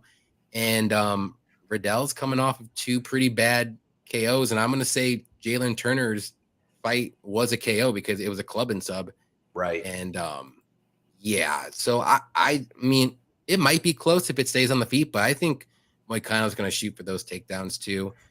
Maybe drag this out a little bit, at least out in the first round, and then he's going to get I think he's going to get a submission one way or another. Maybe in the first round, maybe in the second round, probably by rear naked choke, something like that. But I just don't think Riddell's grappling is up to snuff here. I think he's going to be able to pretty much get the sub after that. On the feet, though, I think it will be close to. It might be like a war a little bit, but I think Moicano knows he needs to go for the takedown. Yeah, man, I'm with you on all that. I got Moicano. I bet him. I got 2.5 units to win too. I think, you know, it's like everything you said is perfect. His striking is just as good as Brad Riddell's, in my opinion. You've seen him drop and hurt Anthony Hernandez, finish him. He's went boxed, beat Calvin Kattar in a stand-up fight. He was beating Brian Ortega in a stand-up fight too, and then he got clubbed and subbed in that one, like late. Yeah, I like Moicano. He's way bigger. He says he's 4 inches bigger, but he's going to be a lot bigger because it said he was like 3 inches bigger than Anthony Hernandez, dude. He was way bigger than Hernandez. Anthony Hernandez is short.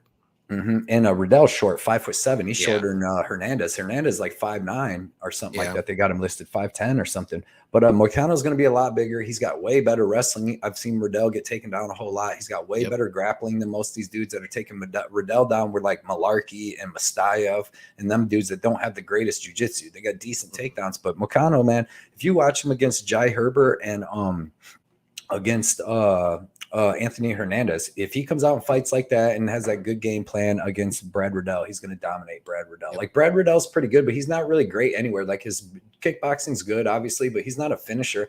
It's usually the way to beat Moicano is to catch him. But Brad Riddell hasn't finished nobody in the UFC yet. So give me Moicano, and I feel pretty confident about it. I just think he's way more well-rounded, and like I said, Riddell's not a huge finisher, and like you said, 2 knockout losses pretty much in a row, and it's just not been looking good. And his other fights were all like close split decision comebacks and stuff like that. So yeah, I got a bet on Moicano too at minus 125. I just put like 1.25 units to win 1. I'm thinking about putting another one on there just so I can win 2 units. I know the line's actually a little bit lower than what I got. I think it's at minus 120 range. So we'll see what happens. Yeah, it should be. I feel really confident actually in Moicano, and I might be on an island, but I'm like 95% confident. Yeah, Josh said Moicano by sub. Thomas Chun said both these dudes are going to fight for your money. Carlos said I got Brad Riddell and my wild fun parlay. Dude is good and can definitely be a top 10 contender. Going to be a fun fight. Yeah, and Dirty Red said I got Riddell locked on a ticket already, so I'm down. But yeah, man, I like Moicano. People are gonna be shocked, I think, when they see the weigh-in and see how big Moicano actually is than Riddell. I think he's gonna be a ton bigger. And when he went out there like with even Herbert and with Alexander Hernandez and just picked these dudes up, slam them down. And I get it where Riddell's usually got a good get-up game, but Moicano's got the jiu-jitsu to hold him down. You know what I mean? He's a kickboxer. Yeah. Riddell's a lifelong kickboxer with some decent takedown defense, but Moicano's got lifelong grappling. Brad Student KO'd Moicano. Gonna happen again. He's talking about Fiziev. He dropped Fiziev before that. He hits Moicano or he hits Riddell with one of them, and he's gonna choke him out. But if he comes out here like he did and fought Fiziev, where he just wants to strike, he could get caught. every time I see Papa Chuck said, every time I see Brad Riddell, I imagine he is pressing his face against the phone, a pane of glass. He does. So he gets hit a lot. He gets hit a lot. Yeah. So yeah, we're both on Moicano and pretty big there. Yeah. Next fight's in the men's lightweight division. We got Dan Hooker versus Claudio Pujolas. This was another tough fight to call. I just stayed away from everything. I'm going to take Dan Hooker because I'm going to say that he's able to survive the takedowns and the ground attack in that first round. And then I think that he's going to be able to beat Pujolas up pretty good standing up. I think that he's going to have a pretty big striking advantage. But I'm not confident in this because Pujolas, the only one thing I like about him standing up is what he does over and over is he throws a really quick left head kick and follows it with a straight left behind it, which is fast. Maybe enough to hit Hooker. Hooker's looked a little washed lately. You know what I mean? Going up and down weight class, so maybe enough to hurt Hooker and get him a club and sub, get him to the ground and sub him. He looked terrible against Islam, but Pujolas ain't Islam. But I'm going to take Hooker, and I'm not confident at all, and I wouldn't bet it. I was looking at the under because I think it's either Pujolas by sub or Hooker could knock out Pujolas definitely. So give me Hooker, and I'll take him by like a third round TKO, and I kind of like the under. Yeah, this is gonna be a close fight. I'm gonna go with Pujolas though as the underdog. I think he has all the momentum right now. I think Hooker is literally fighting for his UFC life right now after losing a lot of those. And I know they're against very good people. I want to put that out there. They're very good people. But man, he's getting knocked out. This and that is getting subbed. Like, I don't know if that's going to be in his head or not. And Pujolas is on a roll here. I know he hasn't fought the greatest competition right now, but man, he's got nasty jiu-jitsu though. And striking, I mean, obviously it's going to go to Hooker, I would say. But if Pujolas can land the takedown or even get in the clinch and work like a knee bar or something crazy, which he has 3 knee bars in the UFC. I mean, is Hooker going to be planning for a knee bar? I mean, he better, but who knows? He just has like the quickest transitions. One of the quickest transitions on the mat that I've seen was that knee bar against Clay Guida. That came out of nowhere. I was like, oh, when I was watching it live and I watched it again, I was like, damn, that was quick. Like, he's really quick on the mat with that. And I think if this fight gets the mat, I think Hooker's done. Like, just one time, I think he's done. If he can keep it on the feet though, I think Hooker will win. So like I said, I think it's gonna be a Hooker decision or it's gonna be a Pujolas sub, and I'm gonna go with the Pujolas sub here. So just rolling the dice. I don't have a bet on this fight, and I'm not gonna bet this fight. Nothing. Right. I just want to watch this one and see how each person does because they're both on different, trajectories right now. So yeah, it's just definitely. No, I agree with all that, man. Thomas said his kicks are quick. Definitely. Pujolas does have quick head kick, man. Papa Chuck said Hooker's going to embarrass Pujolas, and that's with his experience, just like Carlos is saying here. Hooker, due to experience and fought better competition, and it's not even close. You know what I mean? No, it's not. Thomas said Lightning. Got to watch the replays. Yeah. No way I take Hooker here. I think Pujolas subs him like he did Guida, and that's definitely a good possibility, man. Jenna said she likes Hooker. So that's why it's so everybody's got a side. It's hard to bet these fights. Yep. Victor said I have a parlay Reyes Spann under 2.5 and Moicano Riddell fight doesn't go to decision at plus 133. I like it. I put 1.5 to win 2. I like that plus money. Jenna said and his nickname. Prince of Persia. Let's see. Effie said Claudio said that the camp versus Clay was his first full camp in the UFC in the US. Let's see if he does more and looks improved. Peru, Definitely. Prince of Peru. I don't know why I said Persia, but Prince of Peru. All right. Next fight is in the men's bantamweight division. We have Frankie Edgar versus Chris Gutierrez. And who started that last one? Me? I think you did. Okay. I'll start this one though real quick. This is one of those fights where I really wanted to maybe back the underdog, but I'm gonna go with Gutierrez. I'm not confident. The only thing I'm confident in, I think this fight will go to decision. But Gutierrez has good leg kicks. He's a decent striker. He doesn't have the greatest power, not the greatest takedown defense. He does work himself back up if he does get taken down. That's the only good thing. And Frankie Edgar is a legend. He's a very good wrestler. He hasn't been shooting for takedowns lately, which is scary because he needs to do that in this fight. He's a decent striker as well. He's been clipped, couple times pretty bad, and that scares me for him too. And this is his retirement fight, and that scares me too, because everybody's retirement fights never end well, ever. Right. So with all those intangibles in mind, going with Gutierrez here, I think he'll get it done. It'll be a close decision. I don't think there's going to be a knockout here. I think it's going to be a back and forth battle. Maybe there'll be takedowns. Maybe the striking will be back and forth. But I think Gutierrez will edge it out here, 29-28. It's going to be a good fight. I think it's going to. I don't want to do a conspiracy theory, but I'm going to do it. I think it's going to be a good fight for the fans, and they're going to put on a pretty good show. No one's going to knock out each other. I think this is why Frankie picked this fight, because Gutierrez is not a knockout artist. It's going to be a really good fight, and I think it's going to be a stand-up brawl, and he's going to go out, in the blaze of glory, hopefully. And if not, it's going to be a war. It's going to be good to watch for the fans. I think Frankie's going to wrestle Chris Gutierrez down and beat the shit out of him. He should. Dude, Frankie Edgar is better than Chris Gutierrez everywhere. The problem is, you want to beat Frankie Edgar lately, knock him out. But you better be Marlon Vera or fucking the people knocking Corey Sandhagen, people like that. Yeah.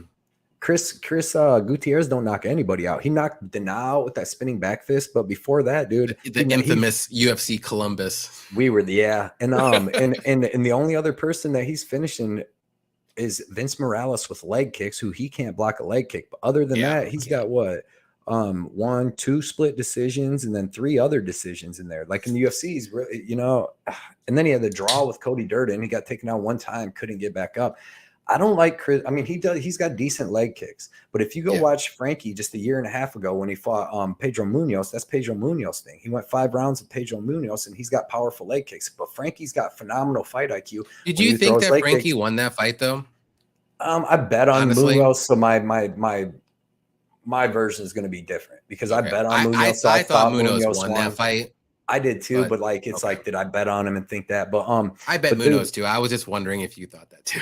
Right. But with Frankie, dude, what he did with fucking Marlon Vera is more than enough that he's gonna have to do with Chris Gutierrez, man. Like Chris Gutierrez has powerful leg kicks, but he's got decent kicks, but he don't even really throw too many head kicks or nothing. But he don't have no hands. Like Chris Gutierrez doesn't really box that much. He's backing up, trying to throw hands. But dude, when you're going to split decision with Felipe Corrales, you're going to draw with Cody Durden. This is one of the biggest step downs in competition I've ever got to see. Like a legit, you didn't get to see Donald Cerrone step down and fight some bum or nothing. It's not saying Chris is a bum, but I'm saying Frankie Edgar's he's been fighting Max Holloway, fucking Jose Aldo, the top of the echelon for a long time. Yes, dangerous people, right? To me, Chris Gutierrez ain't dangerous at all. And I think that Frankie Edgar is going to be able to stop them leg kicks. Chris Gutierrez, when he gets taken down, he just tries to not get choked out. He doesn't really get up too much. That's why Durden got that 10-8 on him. I think Frankie Edgar, man, what he did to Marlon in the first 2 rounds is going to be more than enough. And I think that he's not going to, he tired out against Marlon and was tired in that 3rd round and got knocked out. But that Marlon makes you work. The whole time you're on your back, he's elbowing him in the fucking head, going nuts, making Frankie work. Frankie's getting up. He's up kicking him. Chris Gutierrez ain't going to do that. Chris Gutierrez is going to sit on the ground and try to not get grounded and pound. He just tries to scoot to the cage and then slowly work himself back up. Remember when Dana got him on the ground for them last 20 seconds in Columbus and beat the shit out of him? Gutierrez, he's a kickboxer, dude. He's Muay Thai kicks. So I think Frankie Edgar's better everywhere. I think he's still got enough in the tank, and I'm not worried about Chris Gutierrez's power. The only thing I'm going to be worried about is spinning back kicks. I don't think he ends Frankie Edgar with leg kicks, right? No. Frankie Edgar is going to be in his face in that range, getting them takedowns, man. And there's nothing I've seen about Chris Gutierrez that says that he's great and he's going to be, especially in a decision. That's not the way you beat Frankie Edgar.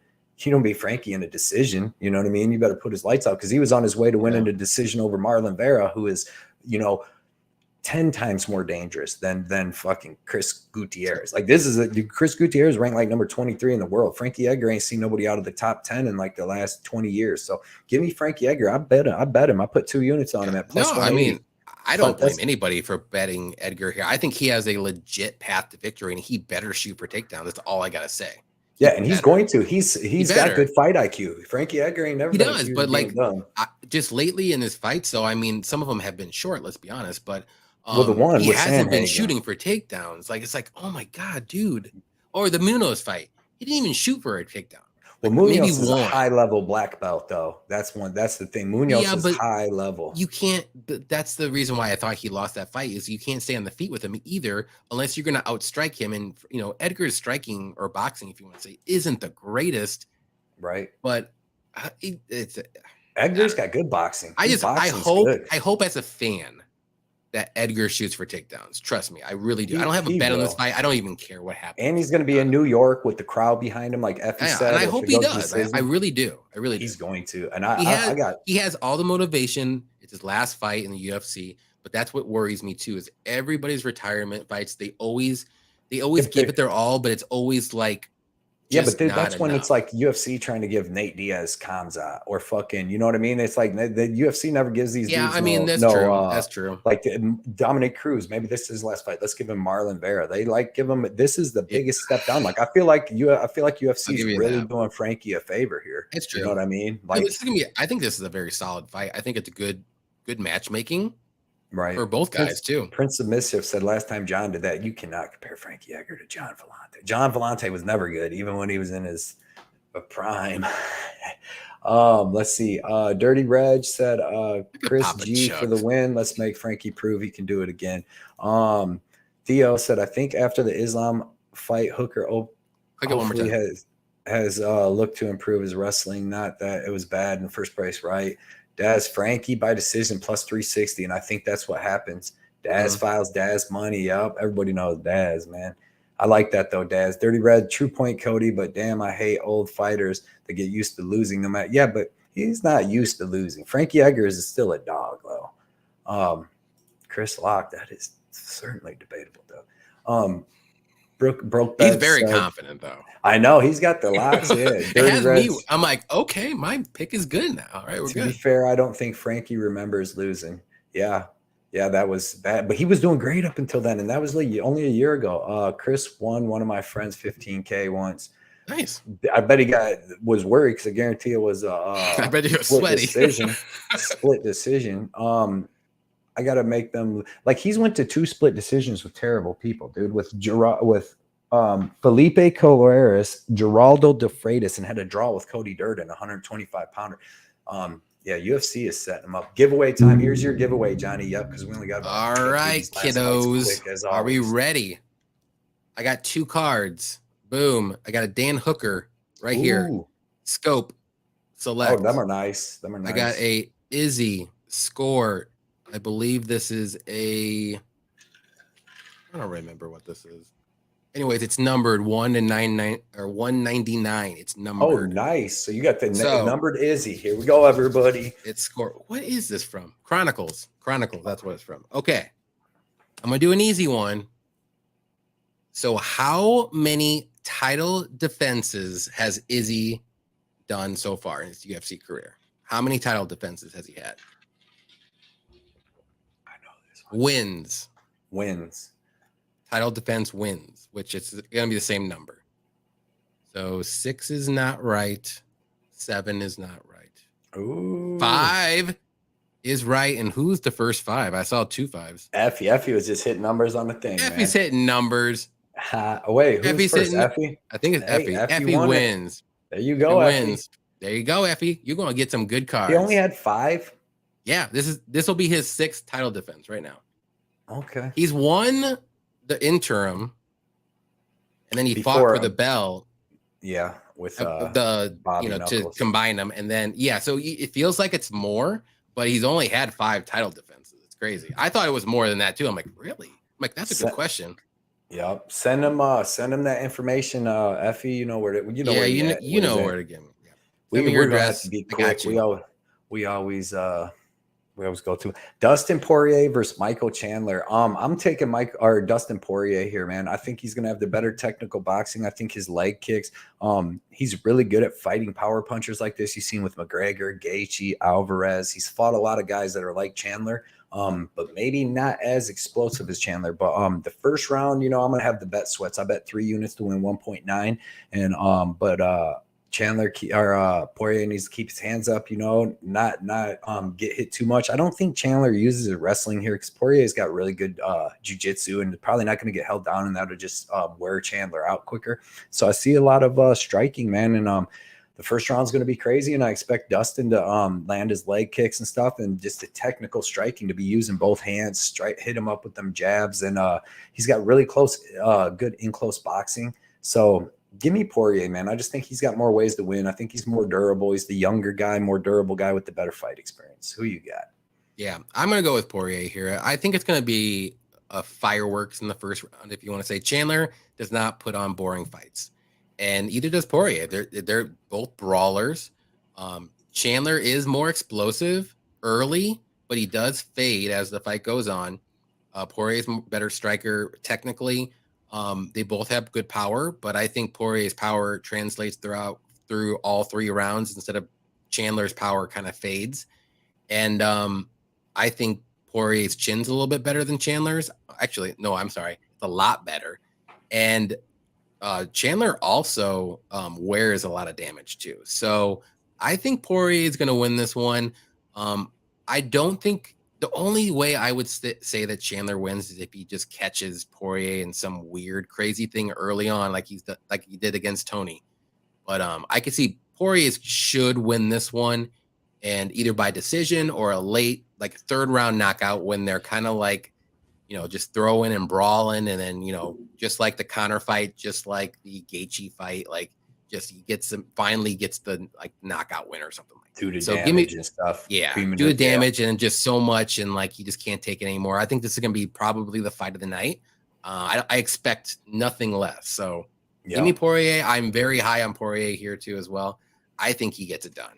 Yeah, man. We're definitely on agreement there. CJ said that he won, but I looked back, I scrolled back up, man, and it went Effie at 6, Prince with 7, Dev at 6, Derek with 7, and then Effie came in with the 5. But you guys, there was 4 people with 5, pretty much, or 3 out of 4 right in a row. Yeah, but Effie's came in. We got to honor that thing, man. But you was close. You had it. Don't worry, Carlos. I'll get you something. 30 Red said props to Chandler. 2 dudes been performing nicely. Yeah, man, they're really they ain't going in there to point it out. That's for sure. Someone said Josh Freeman won, said 5 as his first guess. This Effie guy said 6 then 5. I don't know. You have to check back through that for me, Johnny. Chandler wrestles, gasses, and Dustin KOs, and that's what I'm thinking. If he does wrestle, John, I'm thinking that's what happens. That's what I'm. CJ said I send you a screenshot. All right, let's get to this next fight. We have the women's championship. Carla Esparza versus Weili Zhang. Who you got here? I'm going to go with Zhang, and I think it's going to be by domination. She's better everywhere, better striker, has more power. Maybe not the better wrestling, but I think she can be able to hold her own. I think she'll be able to stuff the takedowns. I know Esparza has very good takedowns, but I just don't think. I think Esparza is going to be just gun shy, and I really think Weili is going to just come in guns blazing, kind of like what she did in the Joanna fight. But Joanna was ready for it. I don't think Carla is going to be ready for this, and I really think in the first round or maybe second round, Weili is going to get that knockout and just ground and pound her till the ref stops it. I just don't see any other way of this ending. I don't see. I mean, maybe it gets to the 3rd round because Esparza does good in the first round, but Weili is just on another level, like maybe 2 levels. I got Weili in a parlay with Dustin Poirier. I got Weili inside the distance. It's going to happen. I was thinking about doing the under 4.5 or if fight doesn't go, but I'm so confident that Weili is going to win. You might as well just bet her to go inside the distance because you get a little bit better number. So, I mean, unless you think Esparza might be able to edge this out in a weird submission or knockout, which that would be insane. Right. If you like the under, just do Weili inside the distance. So you get a better number. So give me Weili here all day. Like it's not even close. Yeah. Man, dude, it's so tough. I'm taking Weili. I ain't got no bets on this fight. If I was gonna bet it, I'd bet the under. But man, dude, like I know people. If anybody betting Weili, dude, if Carla comes out and starts hitting takedowns, they're gonna be worried. I know Weili, probably has better wrestling. I mean, probably because we haven't seen it tested except Rose got her down twice. That's how she beat her. She took her down in the 3rd and the 5th and held her down the whole time. Rose Namajunas. If she can time takedowns, why couldn't Carla? But like what Carla did to Xian Yan, you know what I mean? Like took her down and beat her up bad. So I mean that could happen here. Like I know everybody fades Carla Esparza, but she's tough. If you go, she's got to win over Alexa Grasso, you know what I mean? Who's a phenomenal striker with good takedown defense and good jiu-jitsu, but she wills it and gets her down. I'm like I said, I'm taking Weili here, but I'm not feeling like a ton of confidence. I didn't bet this fight at all because well, do you think the Esparza wins by decision if she wins? Most likely, but I mean, if she can take her down and if she can get easy takedowns and then hold her down and beat her up on the ground, then maybe Carla don't really finish anybody. Her only finish is Jan. You know what I mean? She don't really finish people. That's but, my thing. Is like I just see so much more path to victory for Weili. But yeah, definitely. I mean, that's why I'm picking her because I think that she's got like what she did with Andrade, you know, really good clinch, really powerful elbows and knees. So if she catches Carla coming in like that, she can definitely light her up. I'm going to take Weili by finish, but like I said, I didn't feel comfortable betting it because and I know too crazy, dude. Yeah, I don't think Weili is going to be scared of those takedowns like Rose was. I really don't. I think she does not give no fucks, if you want to say. Yeah, but dude, Carla is one of the best wrestlers in all of the women's divisions, like throughout history. Like, dude, that's why she's taking. Well, I mean, also Weili might get some takedowns. Who knows? Maybe. I don't know. Chinese wrestling, American wrestling. She is training with Triple C. Yeah. Trying to get some of his American wrestling from him, but dude, Carla's it's in her DNA. But yeah, I do think Weili gets the win, but man, it could be tough if Carla starts hitting them takedowns because Jan, I thought Jan. Another thing too is with Esparza, if she does go all out and tries to go for the wrestle heavy game plan, she does fade. Like her gas tank kind of fades, and she might get gassed out by the third round. Yeah, she needs to pace herself, and I don't know if she's going to be able to do that. Weili's not going to accept being on the mat with her. Yeah, and I got Weili. And Weili's cardio is just, I mean, I'm just putting more on Weili. Yeah. And I think she should. There's path. People ain't giving Carla no path to victory, but she's out wrestled a lot of good fighters. Like a lot. She's just gonna have to wrestle for, win 3 out of 5 wrestling rounds. I think that's the only way she wins. Crazy stat. Weili has given up 120 seconds of control time per takedown. That's 2 minutes for attempted faced in the UFC. Odds Carla to be booed first round. Yeah, dude. After that last fight, she deserves it. But she does have a path out here. Effie said Hickman brothers gonna have Wellies wrestling looking sharp. Yeah.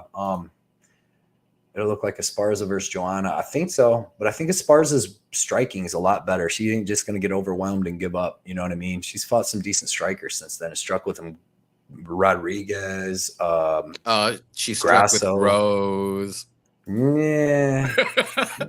Did she really? All 5 punches of Rose. He said, Daz said, Weili seems like a lot of hype deserved and is very likable. I do like her, man. I do like her. She's very likable. I like her. I don't hate her. If she lays on Weili and stalls the crowd, we're both. Yeah, right. That does. Yeah. All right, guys, let's get to the main event. We got Izzy Adesanya versus Alex Pereira Trey in the cage. Who do you got here, Johnny? So, man, it's hard to pick against Izzy. It really is. I bet on him so many times. I even bet on him on the Jan fight. I was that confident he would win. But man, if there's somebody that's gonna beat Izzy right now in the middleweight division, it's Alex Pereira. It's because he's the same height. He's the same, might even be bigger as in a build bigger. He is a kickboxer just like Izzy. And this is going to be a kickboxing fight, guys. I know it's an MMA fight, but no one's going to shoot for takedowns. I would be shocked if somebody tries, either one of them. And just like I said, there's just nobody that can beat Izzy except a kickboxer that's just as big as him that does the same thing as him. This is the opportunity that I think that maybe Izzy loses, and I'm gonna roll the dice. I'm gonna say Pereira wins. I think he has bigger power. Striking is really close. I know Izzy is maybe more technical, but has really good kicks. But man, Pereira is so dangerous. In the first 3 rounds, I'll say Pereira is going to be super dangerous. If this fight gets to the 4th and 5th, I'm sure Izzy will win those. But it's going to be an interesting fight to see. I wouldn't be shocked one way or another. Maybe more so if Pereira wins by knockout with a left hook or something like that, because that thing is deadly.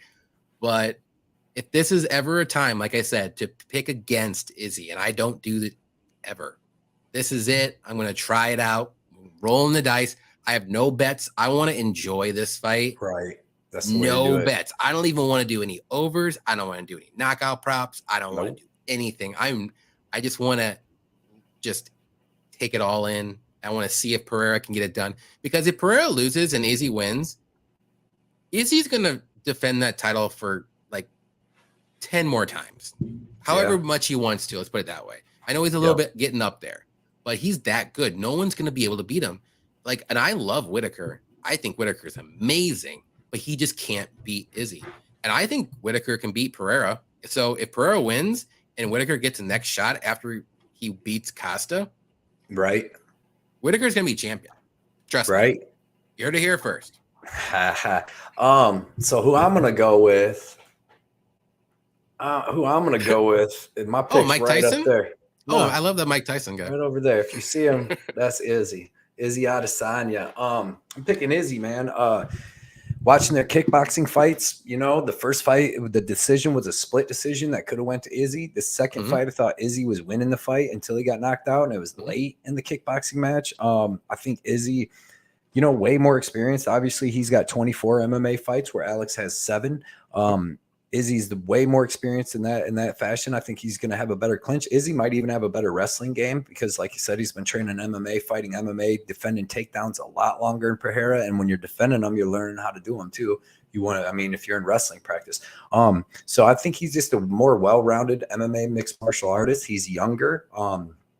He's got way more experience. I feel like everything's going for him. He's just got to stay away from left hook fucking Larry. You know what I mean? Yeah, and that's like true. that's the big main thing. So, and I'm going to say, go ahead, sorry. What's up? Oh, no. I'm just going to say that he's able to stay away from him, you know, throwing his shots, keeping it kind of boring, man. Leg kicks, push kicks. He's got faster, more powerful kicks. Like Pereira uses his hands really good. He's got decent push kicks stuff, but he's a little bit slower, and it doesn't seem like he's throwing them for power. Yeah. He really wants to hit you with the hands. And like I said, you never know, man. Izzy, I think that he's going to at least try to grapple, see if he can do it. Why not? And if he might be able to land a takedown or two. And yeah, man, I think Izzy, even if it stays kickboxing match, I think Izzy's able to point it out. It's going to be close. I don't see a finish here. Izzy's been KO'd one time in like 130 fights between kickboxing and MMA, and Alex Pereira, I believe, was only KO'd one time in his career. So I don't see that happening again for these two dudes. Give me Izzy by decision, man. Give me Izzy by decision. Yeah, I was going to say too, like maybe the whole mental thing with Izzy though, too, you got to remember too, he lost to him twice. Maybe he's just, you know, maybe it's something in his mind isn't there yet. Like, I know he's probably saying the right things. I haven't watched the presser or the press conference or whatever. Right. But, you know, it's probably there. It's always going to be there until he beats Pereira. And, you know, that confidence with Pereira, he's like, I know I can beat this guy. Like, that's the thing too. Yep. Add the chats all over the place. Izzy did really well. I mean, trust me, I can. It's hard to pick against Izzy. Like, I would never. Like, and I love Whitaker, and I never picked Whitaker to win because you know Izzy is great. Your boy Alex Pereira is in the house. The check's in the mail, Johnny, and new. Here we go. I don't have a bet on it though, but appreciate our boy. Good luck, Alex. Good luck, Alex. Good luck, Alex. And usually Chase Sherman. He had Bandera. Bring him out. Dude, we get all the fighters, man. We love them. We love having them here. Best accounts, best live show in the game. I don't care. You come here, man. You get jokes. You get everything. This ain't just you guys jokes got our anywhere else. You don't get jokes anywhere, any other live stream. It's not mama jokes. Serious. Who else talks about everywhere? Who else talks about freaking smashing their commenters, mamas and stuff? You don't get that anywhere. Who does giveaways on their lives? Nobody does giveaways on their lives. This is the place to be, guys. Yep. Daz likes Izzy. Any action under 4.5, somebody's going out. Maybe if these dudes really get into it. Izzy can't do his kick and move back counter move. Yeah. Plan that he usually does. True. It's gonna be harder. It's gonna be I wish I was there live to see this, man. That'd be great. Smart man. Oh, here we go. See, there's my boy Izzy. There he is.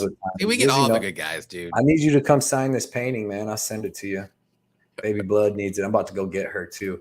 Love that Bateman pick. Yeah. All of them. Patrick Bateman. You like him right there? That's my guy. That's my guy. All this is all my personality. George Jung. We got Woody Harrelson from White Man Can't Jump. My daughter thinks Cody that's has Cody has a 10 split personality. At least. And everybody would tell you that at work, everywhere, everybody that knows me. But when it comes to MMA, I concentrate it all against the MMA Cody, and that's the craziest one. Kickboxing is not MMA, definitely, and that's why I think this is going to be a kickboxing fight, though. I think Izzy's no one's going to shoot MMA on him. MMA. Standing 8 count saved Alex in the second fight. Yeah, because Alex got hurt too. I mean, there ain't none of this now. Izzy can follow him to the food. That second fight was so phenomenal, man.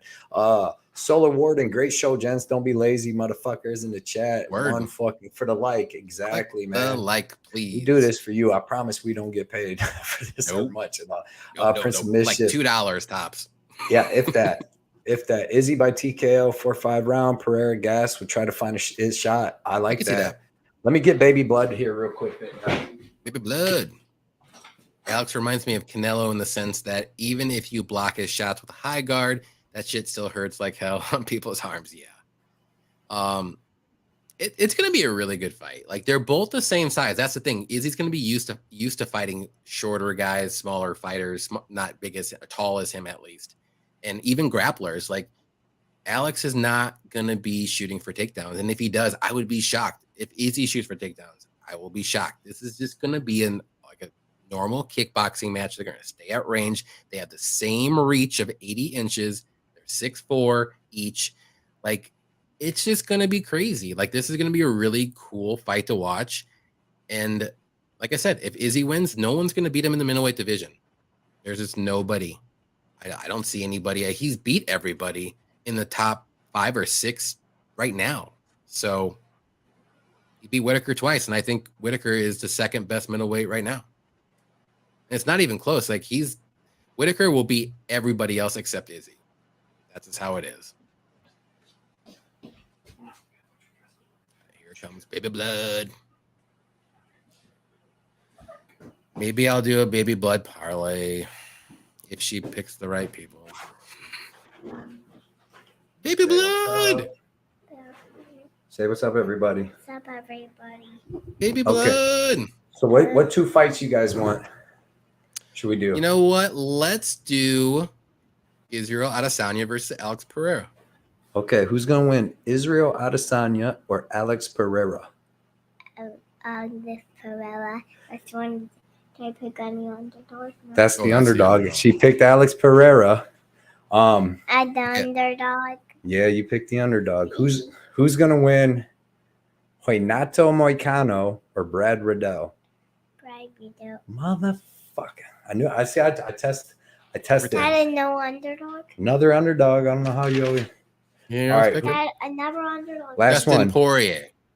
Who's going to win? Oh, that's. Hold on. 2 underdogs. Yep. Carla Esparza or Weili Zhang? Weili Zhang. Weili. All right. So underdog. She's 8-2 in the last 3 shows. She went 3-0, 2-1, and 2-1, or 3-0, 3-1, and 2-1. So. Yep. All right, you're going to bed. I like it. All right, Beauty. They got your Good pitch. Good night, Avery. Everybody said good night, Beauty. I love you, Dad. Are you all done? I love you too. I'll be done in 1 second, baby. Are you all done, Dad? I know that. All right. Excellent show again, everybody. Appreciate everybody coming out. Carlos, John, Daz, Broke Bets, Solar Warden. We got the Solar Warden, Effie from Any Action Sportscast. Everybody go follow all these. Broke Bets. Prince Everybody of go. Mischief. Prince of Mischief. Follow Broke Bets too on Instagram, YouTube. Check out everything. Prince of Mischief here all night. I love you too, Beauty. Daz, my boy Daz. Thank you. Daz Files. Good night, Beauty. Dusan, Theo, Israel Adesanya stopped in, man. Everybody, appreciate all you guys. We will see you guys, everybody, Friday night, 8 p.m. Eastern. Love you, Dad. On this channel, make sure you hit the like, subscribe to Cody, subscribe to me if you're new. Do it. Just do it. Do it. So everybody, see us Friday night. We'll see all you guys having a great time, man. Good luck and see you guys all later. Good night, guys. Say bye.